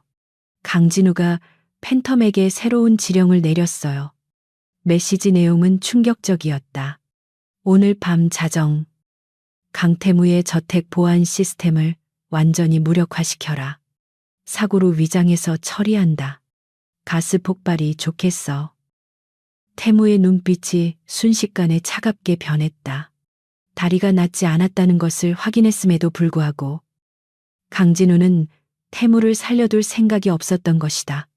불안의 싹을 완전히 잘라버리겠다는 잔혹한 살해였다. 오늘 밤이라. 놈들이 제 발로 호랑이 굴로 들어오겠다는 거군. 태무가 몸을 일으켰다. 하은아, 준비해. 오늘 밤 우리 집은 비워둔다. 그리고 놈들에게 아주 특별한 파티를 열어줘야겠어. 하은은 태무의 계획을 단번에 이해하고 고개를 끄덕였다. 그녀의 손가락이 키보드 위를 날아다니며 저택의 스마트 홈 시스템을 조작하기 시작했다. 가스 밸브는 잠그고 조명과 음향 시스템은 원격 제어 모드로 전환했다. 그리고 곳곳에 설치된 CCTV 영상을 조작해 마치 두 사람이 집 안에서 평온하게 잠든 것처럼 보이게 만드는 루프 영상을 심어 놓았다. 이것은 디지털 공성전이었다. 밤이 깊어지자 저택 주변의 숲속에서 검은 그림자들이 하나둘 나타났다. 팬텀이 고용한 용병들이었다. 그들은 보안 시스템이 해제된 틈을 타 담을 넘고 저택으로 침투했다. 그들의 목표는 지하 보일러실의 가스 배관을 조작해 대폭발을 일으키는 것이었다. 하지만 그들은 몰랐다. 어둠 속에서 그들의 모든 움직임을 지켜보고 있는 두 쌍의 눈동자가 있다는 것을. 저택 뒤편 언덕 위 검은색 밴 안에서 태무와 하은은 모니터를 통해 이 모든 상황을 감시하고 있었다. 진입했습니다. 현재 인원 5명. 하은이 보고했다. 태무는 무전기를 들고 대기 중인 사설 경호팀에게 지시를 내렸다. 아직이다. 놈들이 증거를 남길 때까지 기다려. 가스 밸브에 손을 대는 순간 덮친다. 긴장감이 팽팽하게 당겨졌다. 용병들이 보일러실 문을 열고 들어가는 순간 하은이 엔터키를 눌렀다. 저택의 모든 조명이 일제히 켜지며 대형 스피커에서 경찰 사이렌 소리가 굉음처럼 울려 퍼졌다. 함정이다. 용병들이 당황하며 도주하려 했지만 이미 퇴로는 태무의 경호팀에 의해 막혀 있었다. 현장은 순식간에 아수라장이 되었다. 태무는 차갑게 웃으며 모니터를 바라보았다. 강진우, 내 놈이 보낸 선물 잘 받았다. 이제 답례를 보낼 차례야. 그는 옆에 있는 하은을 보았다. 준비됐지. 하은은 비장한 표정으로 고개를 끄덕였다. 네. 팬텀의 위치도 파악했어요. 이 용병들을 미끼로 놈의 본거지까지 역추적할 거예요. 그날 밤 강진우는 자신의 별장에서 샴페인을 마시며 저택 폭발 뉴스를 기다리고 있었다. 하지만 TV 뉴스 속보로 나온 것은 폭발 소식이 아니었다. 속보 강성그룹 회장 자택 침입 괴한들 검거, 배우의 그룹 고위층 연루 의혹, 화면에는 수갑을 차고 끌려 나오는 용병들의 모습과 그들이 소지하고 있던 강진우 명의의 대포폰이 증거물로 비춰지고 있었다. 진우의 손에서 샴페인 잔이 미끄러져 바닥에 산산조각이 났다. 이럴 리가 없어 실패했다고 강진우가 절규했다. 그때 그의 개인 휴대폰이 울렸다. 발신자는 강태무. 진우는 떨리는 손으로 전화를 받았다. 수화기 너머에서 태무의 낮고 서늘한 목소리가 들려왔다. 형님, 선물은 마음에 드십니까? 다음에는 사람 말고 직접 오시죠. 제가 지옥 끝까지라도 마중 나갈 테니까. 전화를 끄는 태무의 눈은 복수의 화신처럼 불타오르고 있었다. 이제 전면전은 시작되었다. 강진우의 별장은 폭풍이 휩쓸고 지나간 듯 난장판이 되어 있었다. 값비싼 도자기와 술병들이 바닥에 나뒹굴고 있었고 진우는 핏발선 눈으로 위스키를 병째 들이키고 있었다. 어젯밤의 실패는 그에게 단순한 패배가 아니었다. 그것은 강태무라는 존재가 자신이 생각했던 것보다 훨씬 더 거대하고 위험한 괴물로 성장했다는 것을 의미했다. 더 이상 어설픈 용병이나 협박으로는 그를 꺾을 수 없었다. 진우는 떨리는 손으로 대포폰을 집어들었다. 이제 남은 카드는 단 하나. 팬텀뿐이었다. 팬텀은 돈만 주면 국가기관의 서버도 마비시킬 수 있는 어둠의 제왕이었다. 진우는 이성이 마비된 채 최후의 명령을 내렸다. 타겟 변경. 강태무의 회사가 아니야. 그놈의 가장 아픈 약점을 쳐. 놈이 살려달라고 빌 때까지 숨통을 조여. 서울 도심의 안전가옥으로 거처를 옮긴 태무와 하은은 잠시 숨을 고르고 있었다. 어젯밤의 격전으로 인해 두 사람 모두 지쳐 있었지만 긴장의 끈을 놓을 수는 없었다. 태무는 창가에 서서 바깥 동태를 살피고 있었고 하은은 식탁에 앉아 태무의 의료기록 데이터베이스를 강화하는 작업을 하고 있었다. 그때였다. 하은의 노트북 화면이 갑자기 지직거리더니 검은 바탕에 붉은 해골 마크가 떠올랐다. 그리고 스피커를 통해 기계적으로 변조된 음성이 흘러나왔다. 안녕, 강태무 사장. 그리고 귀여운 아내분. 어젯밤 파티는 즐거웠나? 이번에는 내가 파티를 주최할 차례야. 태무가 급히 하은의 곁으로 다가왔다. 이게 뭐지? 또 해킹인가? 하은의 표정이 심각하게 굳어졌다. 아니요. 이건 단순한 해킹이 아니에요. 실시간 스트리밍이에요. 화면이 바뀌면서 병원 중환자실에 CCTV 영상이 나타났다. 그곳은 다름 아닌 하은의 외할머니가 입원해 있는 VIP 병동이었다. 평온해야 할 병실은 붉은 비상등으로 번쩍이고 있었고 의료진들이 당황하며 뛰어다니는 모습이 보였다. 할머니의 바이탈 사인 모니터가 불규칙하게 요동치고 있었다. 하은의 심장이 덜컥 내려앉았다. 할머니 그녀가 비명을 질렀다. 변조된 목소리가 킬킬거렸다. 이 병원의 모든 생명 유지 장치는 지금 내 손 안에 있어. 내가 엔터키 한 번만 누르면 산소 공급이 중단되고 약물 투여량이 치사량으로 바뀌지. 네 할머니뿐만이 아니야. 이 병원에 있는 수백 명의 목숨이 내 인질이다. 팬텀의 협박은 잔혹하고 비열했다. 태무는 주먹으로 책상을 내리쳤다. 원하는 게 뭐야? 돈인가? 팬텀은 조롱하듯 대답했다. 돈은 강진우 부회장한테 이미 충분히 받았어. 내가 원하는 건 네 파멸이야. 지금 당장 기자회견을 열어 회계 조작과 횡령 혐의를 인정하고 모든 지분을 포기하겠다고 선언해. 제한 시간은 30분이다. 화면 속의 바이탈 그래프가 위험 수치를 가리키며 경고음을 내기 시작했다. 삐, 삐, 삐. 그 소리는 마치 카운트다운처럼 하은의 신경을 긁어댔다. 태무는 하은의 어깨를 감싸 안으며 떨리는 그녀를 진정시키려 했다. 진정해. 하은아, 내가 해결할게. 경찰청장에게 연락해서. 하지만 하은은 태무의 말을 듣지 못했다. 그녀의 눈동자는 공포를 넘어선 극도의 분노로 차갑게 가라앉고 있었다. 그녀는 태무의 손을 천천히 밀어내고 자리에서 일어났다. 그리고 머리를 질끈 묶으며 안경을 벗어 책상 위에 올려놓았다. 그녀의 분위기가 순식간에 바뀌었다. 30분 아니, 3분이면 충분해. 하은의 목소리는 지옥에서 돌아온 악마처럼 서늘했다. 태무는 낯선 그녀의 모습에 당황했다. 하은아, 지금 무슨... 하은은 태무를 바라보며 덤덤하게 말했다. 태무 씨, 당신이 궁금해했죠. 제가 쫓고 있던 코드가 뭐였는지. 바로 저놈. 팬텀이에요. 5년 전 제 스승님을 죽음으로 몰고 간 놈. 그녀는 의자를 당겨 앉으며 손가락 관절을 꺾었다. 뚜둑. 소름 끼치는 소리와 함께 그녀의 눈빛이 형형하게 빛났다. 내가 누군지 똑똑히 보여줄게. 팬텀. 넌 오늘 상대를 잘못 골랐어.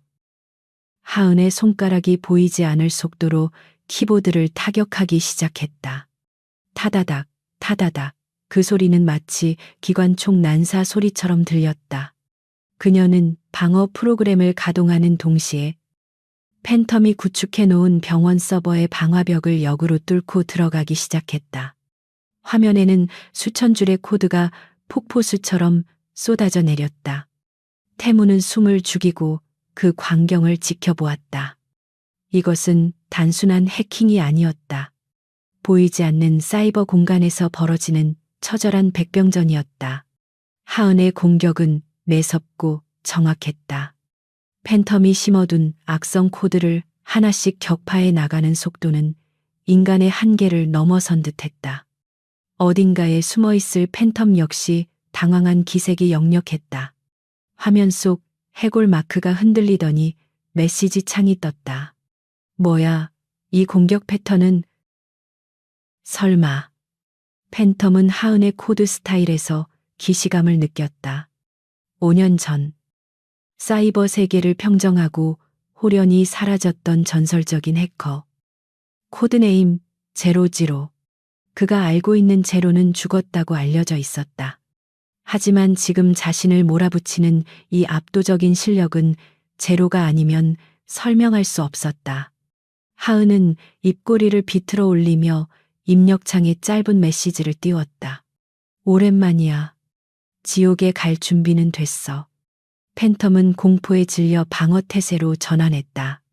병원 시스템에 대한 공격을 멈추고 자신의 본거지 서버를 지키기 급급했다. 그 틈을 타 하은은 병원 메인 서버의 제어권을 탈취했다. 생명 유지 장치 정상화. 보안 레벨 최상급으로 격상. 할머니의 바이탈 사인이 안정을 되찾고 병원 내의 비상등이 꺼졌다. 태무는 안도의 한숨을 내쉬었다. 하지만 하은은 멈추지 않았다. 아직 안 끝났어. 건드려서는 안 될 사람을 건드린 대가를 치르게 해줘야지. 그녀의 눈은 모니터 너머의 적을 꿰뚫고 있었다. 하은은 팬텀의 접속 경로를 역추적하여 강진우의 자금줄이 모여있는 해외 비밀 서버에 침투했다. 그곳에는 강진우가 횡령한 수천억 원의 비자금과 팬텀에게 지급한 검은 돈이 예치되어 있었다. 강진우 부회장님, 돈 좋아하시죠? 그 돈. 전부 기부해 드릴게요. 하은은 망설임 없이 엔터키를 눌렀다. 순식간에 강진우의 스위스 계좌, K만, 제도, 법인 계좌 등 모든 비밀 계좌의 잔고가 0으로 바뀌었다. 그 막대한 자금은 전 세계의 자선단체와 난민 구호 기구로 분산이체되었다. 추적 불가능한 경로를 통해서 동시에 하은은 팬텀의 물리적 위치를 찾아냈다. 복잡하게 우회된 IP 주소의 껍질을 하나씩 벗겨내자 서울 근교의 한 폐공장 지하 벙커가 지도 위에 표시되었다. 찾았다. 하은이 외쳤다. 태무는 즉시 무전기를 들었다. 위치 확보했다. 경호팀 전원 출동해 경찰 특공대와 공조해서 놈을 잡아 단 생포해라. 내가 직접 물어볼 게 있으니까. 태무의 목소리에는 자비가 없었다. 그는 하은의 어깨를 감싸며 말했다. 고생했어. 이제 나머지는 내가 처리할게. 하지만 팬텀은 순순히 당할 놈이 아니었다. 자신의 위치가 발각되고 자금이 날아간 것을 깨닫자 그는 최후의 발악을 시도했다. 같이 죽자. 제로, 팬텀은 미리 심어두었던 로직 폭탄을 가동했다. 그것은 전국의 금융망과 통신망을 마비시켜 국가적인 대혼란을 일으키려는 자폭 코드였다. 하은의 얼굴이 창백해졌다. 미친놈? 이걸 터뜨리면 대한민국 전체가 멈춰버려요. 시간이 없었다. 폭탄이 터지기까지 남은 시간은 단 60초. 하은은 심호흡을 하며 눈을 감았다, 떴다. 그녀의 머릿속에서 수만 가지의 경우의 수가 스쳐 지나갔다. 전공법으로는 막을 수 없었다. 그녀는 자신이 개발했던 금기된 코드, 일명 블랙홀을 꺼내들었다. 그것은 주변의 모든 데이터를 흡수하여 소멸시키는 위험한 프로그램이었다. 자칫하면 하은의 노트북과 연결된 태무의 회사 서버까지 날아갈 수 있는 양날의 검이었다. 태무 씨, 미안해요. 회사 서버가 좀 다칠 수도 있어요. 하은이 다급하게 말했다. 태무는 망설임 없이 대답했다.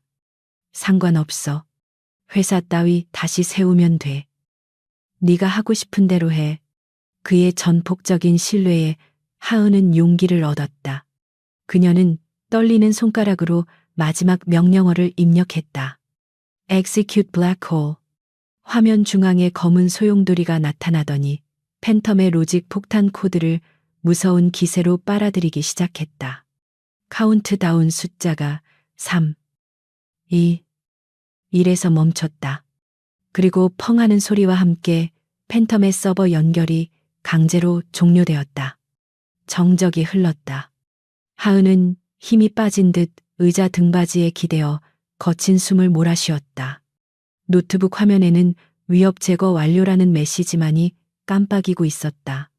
태무는 땀에 젖은 하은을 와락 끌어안았다. 해냈어. 네가 우리 모두를 구했어. 그의 심장 박동이 하은의 가슴에 전해졌다. 하은은 태무의 품에 안겨 비로소 안도의 눈물을 흘렸다. 무서웠어요. 할머니가 잘못될까봐. 당신이 다칠까봐. 그녀의 울음소리가 안전가옥의 고요를 깨웠다. 그 시각, 폐공장 지하 벙커. 팬텀은 모니터를 붙잡고 절규하고 있었다. 말도 안 돼. 제로가 어떻게? 그때 벙커의 철문이 폭파되며 경찰 특공대가 들이닥쳤다. 손들어 움직이면 쏜다. 팬텀은 바닥에 엎드려 제압당했다. 그의 곁에는 다 타버린 서버 장비들과 컵라면 용기들만이 뒹굴고 있었다. 천하의 해커 팬텀의 말로는 비참하기 그지없었다. 한편 강진우는 자신의 사무실에서 믿을 수 없는 현실을 마주하고 있었다.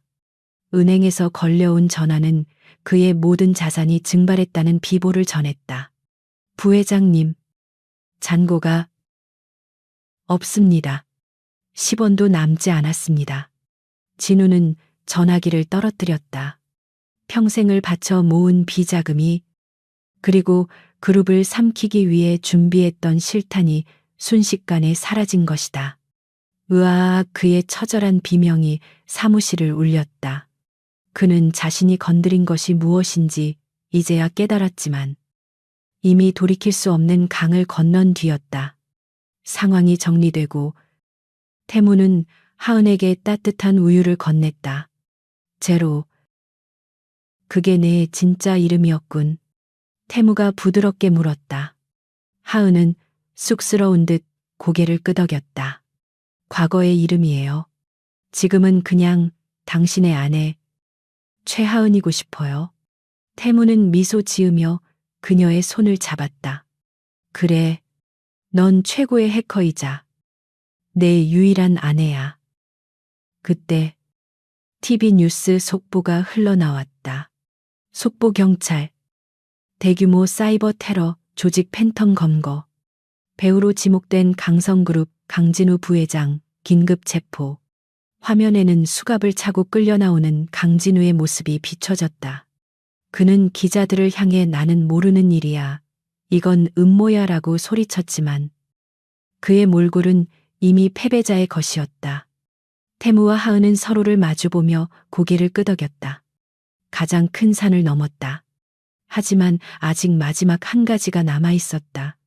태무가 세상 앞에 그리고 강진우 앞에 두 다리로 서는 것. 그것이 복수의 완성이었다. 내일 기자회견을 열 거야. 태무가 결의에 찬 눈빛으로 말했다. 강진우가 파놓은 무덤에 그를 직접 묻어줄 생각이야. 그리고 세상에 내 진짜 모습을 공개할 거야. 하은은 그의 손을 더 꽉 잡았다. 함께 가요.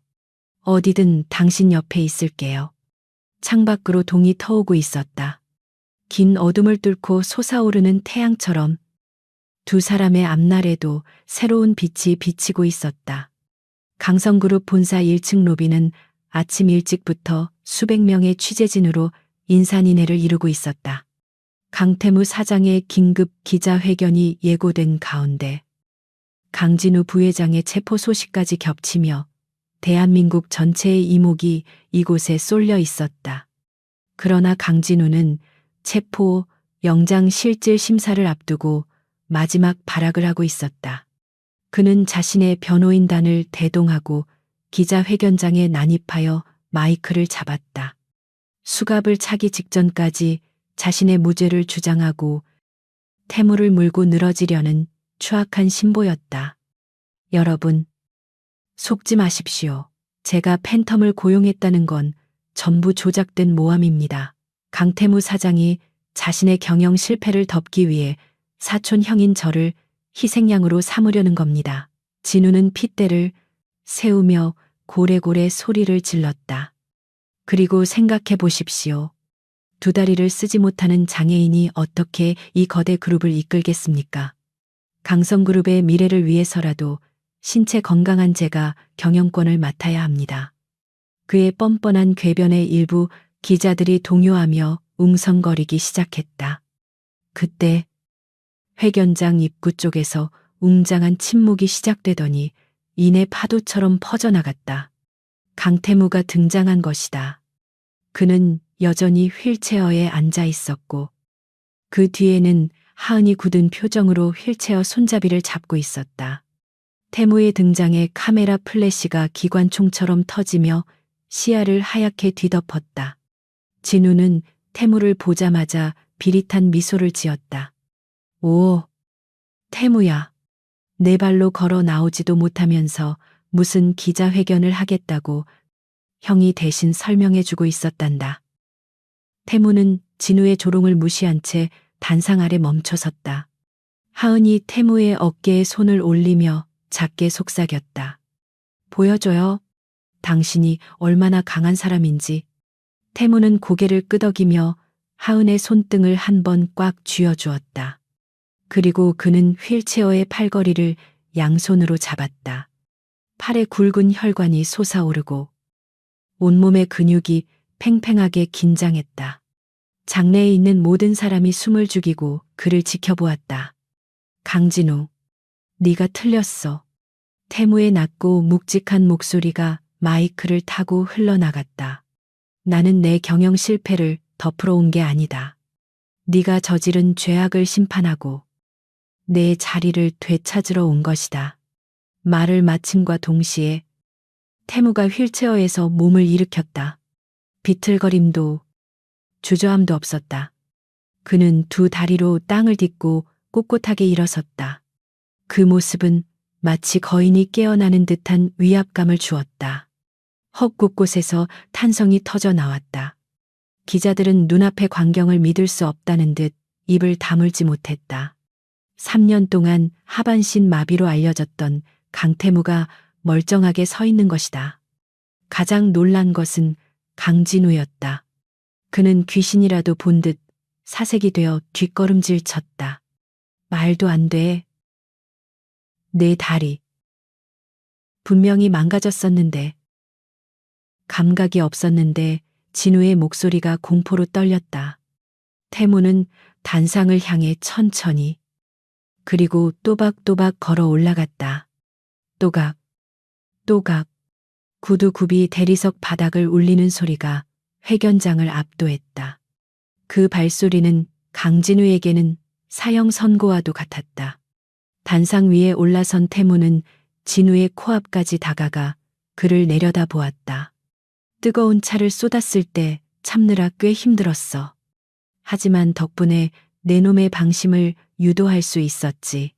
태무의 눈빛이 서늘하게 빛났다. 이건 사기야. 주주들을 속인 거라고 진우가 발악하며 소리쳤다.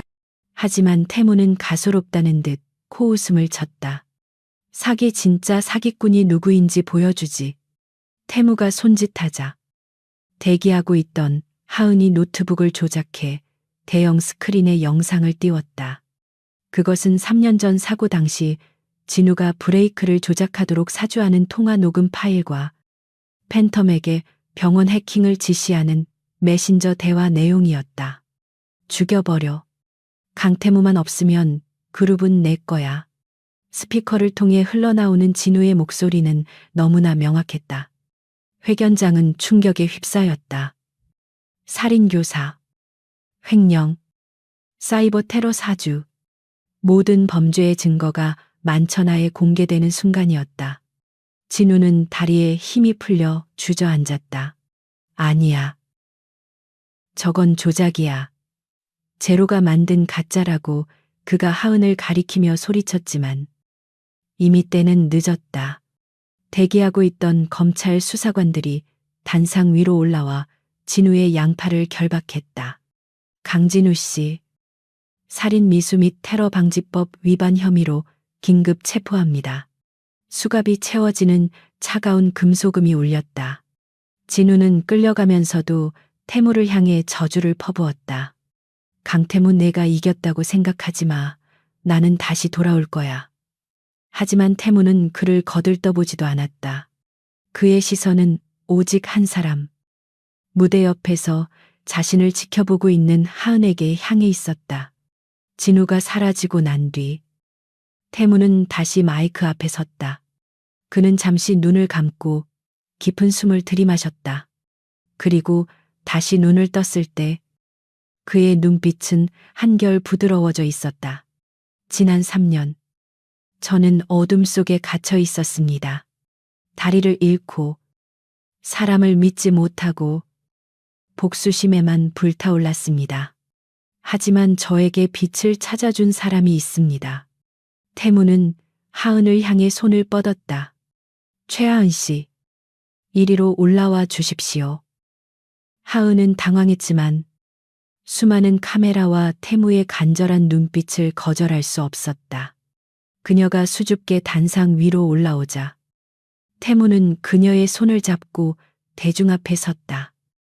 이 사람은 제 아내이자 강성그룹을 위기에서 구해낸 최고의 보안 전문가입니다.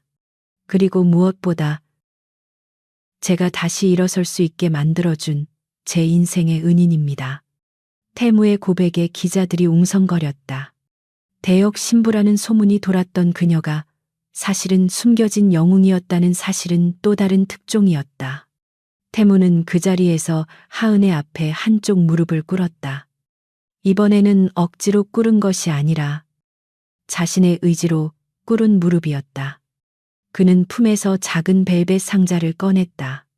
그 안에는 다이아몬드가 박힌 심플하지만 우아한 반지가 빛나고 있었다. 최하은, 아니, 제로. 우리 계약은 어제로 끝났어. 이제 새로운 제안을 하고 싶어. 태무의 목소리가 미세하게 떨렸다. 평생 내 곁에서 나를 해킹해줘. 내 마음의 비밀번호는 이미 너한테 털렸으니까. 태무의 엉뚱하지만 진심 어린 프로포즈에 하은은 눈물을 터뜨리며 웃었다. 비밀번호 관리하려면 유지 보수 비용이 많이 들 텐데요. 그녀의 농담에 태무도 활짝 웃었다. 내 전 재산, 아니, 내 인생 전부를 줄게. 하은은 고개를 끄덕이며 손을 내밀었다. 태무가 그녀의 손가락에 반지를 끼워주자 회견장은 환호와 박수 소리로 가득 찼다. 두 사람은 서로를 끌어안고 뜨겁게 입을 맞췄다. 에필로그 1년 후 강성그룹 본사 최상층 보안관제센터. 대한민국 최고의 보안 시스템을 갖춘 이곳은 철의 요새라 불리고 있었다. 그리고 그 중심에는 최연소 CISO 정보보호 최고 책임자이자 해커의 여왕이라 불리는 최하은 이사가 있었다. 그녀는 모니터 화면을 예리하게 주시하며 팀원들에게 지시를 내리고 있었다. 북미 서버 트래픽이 비정상적이에요. 디도스 공격 전조 증상이니까 우회 경로 확보하고 방어막 가동하세요. 그녀의 카리스마 넘치는 지위에 팀원들은 일사불란하게 움직였다. 업무가 마무리될 즈음 관제센터의 자동문이 열리고 익숙한 발소리가 들려왔다. 강태무 회장이었다. 그는 이제 지팡이조차 없이 완벽하게 걷고 있었다. 직원들이 기립해서 인사하자 그는 손을 들어 제지하고 곧장 하은의 자리로 다가왔다. 최 이사, 오늘도 야근인가? 남편이 집에서 기다리다 못 빠지겠어. 그가 장난스럽게 투정을 부렸다. 하은은 피식 웃으며 의자를 돌려 그를 마주 보았다. 강 회장님이야말로 너무 일찍 퇴근하시는 거 아니에요? 회사가 너무 잘 돌아가서 심심하신가 봐요. 태무는 하은의 책상에 걸터 앉으며 그녀의 손을 잡았다. 심심하지. 내 최고의 파트너가 여기 처박혀서 모니터만 보고 있는데. 그는 하은을 꿀 떨어지는 눈빛으로 바라보았다. 지난 1년 두 사람은 강성그룹을 글로벌 기업으로 성장시켰고 그들의 사랑 또한 더욱 깊고 단단해졌다. 그나저나 오늘 병원 다녀왔다면서 검진 결과는 어때? 태무가 물었다. 하은은 잠시 뜸을 들이며 의미심장한 미소를 지었다. 보안에 심각한 취약점이 발견됐어요. 태무의 표정이 굳어졌다. 취약점 어디가 아픈 거야? 무슨 문제 있어? 그가 다급하게 묻자. 하은은 태무의 손을 가져가 자신의 아랫배 위에 살포시 얹었다. 아니요. 시스템에 새로운 사용자가 등록됐거든요. 로그인 예정일은 7개월 뒤래요. 하은의 말에 태무는 잠시 멍하니 그녀를 바라보다가 이내 그 뜻을 이해하고 눈이 휘둥그레졌다. 정말이야, 진짜야. 하은이 고개를 끄덕이자 태무는 환호성을 지르며 하은을 번쩍 들어 올려 빙글빙글 돌았다. 내가 아빠가 된다니 세상에. 하은아, 고마워. 정말 고마워. 관제센터 직원들이 놀라서 쳐다봤지만 태무는 아랑곳하지 않았다. 그는 하은을 조심스럽게 내려놓고 그녀의 배에 귀를 갖다 대었다. 안녕? 아가야, 아빠야. 엄마 닮아서 머리는 좋아야 하는데 성격은 아빠 닮으면 안 된다. 그의 너스레에 하은이 핀잔을 주었다. 성격도 아빠 닮아야죠. 포기하지 않고 끝까지 싸우는 그 근성 말이에요. 두 사람은 서로를 마주보며 행복하게 웃었다. 서버실의 차가운 기계음 소리가 마치 그들을 축복하는 팡파르처럼 들렸다. 빗속에서 떨던 대역 신부와 휠체어에 갇혀있던 괴팍한 재벌. 서로의 결핍을 채워주며 시작된 그들의 이야기는 이제 완벽한 해피엔딩을 향해 나아가고 있었다. 태무가 하은의 허리를 감싸며 물었다. 자, 이제 퇴근하고 뭐 할까? 맛있는 거 사줄게. 하은은 곰곰이 생각하더니 장난스럽게 대답했다. 글쎄요. 오랜만에 당신 노트북이나 좀 해킹해 볼까요? 육아용품 쇼핑 목록 좀 채워넣게. 얼마든지. 내 모든 시스템의 관리자 권한은 영원히 당신 거니까. 태무는 하은의 이마에 입을 맞추고 그녀의 손을 잡고 관제센터를 나섰다. 등 뒤로 닫히는 문 너머로 그들의 웃음소리가 길게 이어졌다. 서울의 야경이 그들의 앞길을 화려하게 비추고 있었다. 이제 그들에게는 두려울 것이 없었다. 어떤 바이러스도 어떤 시련도 뚫을 수 없는 가장 강력한 사랑이라는 방화벽이 그들을 지키고 있었으니까.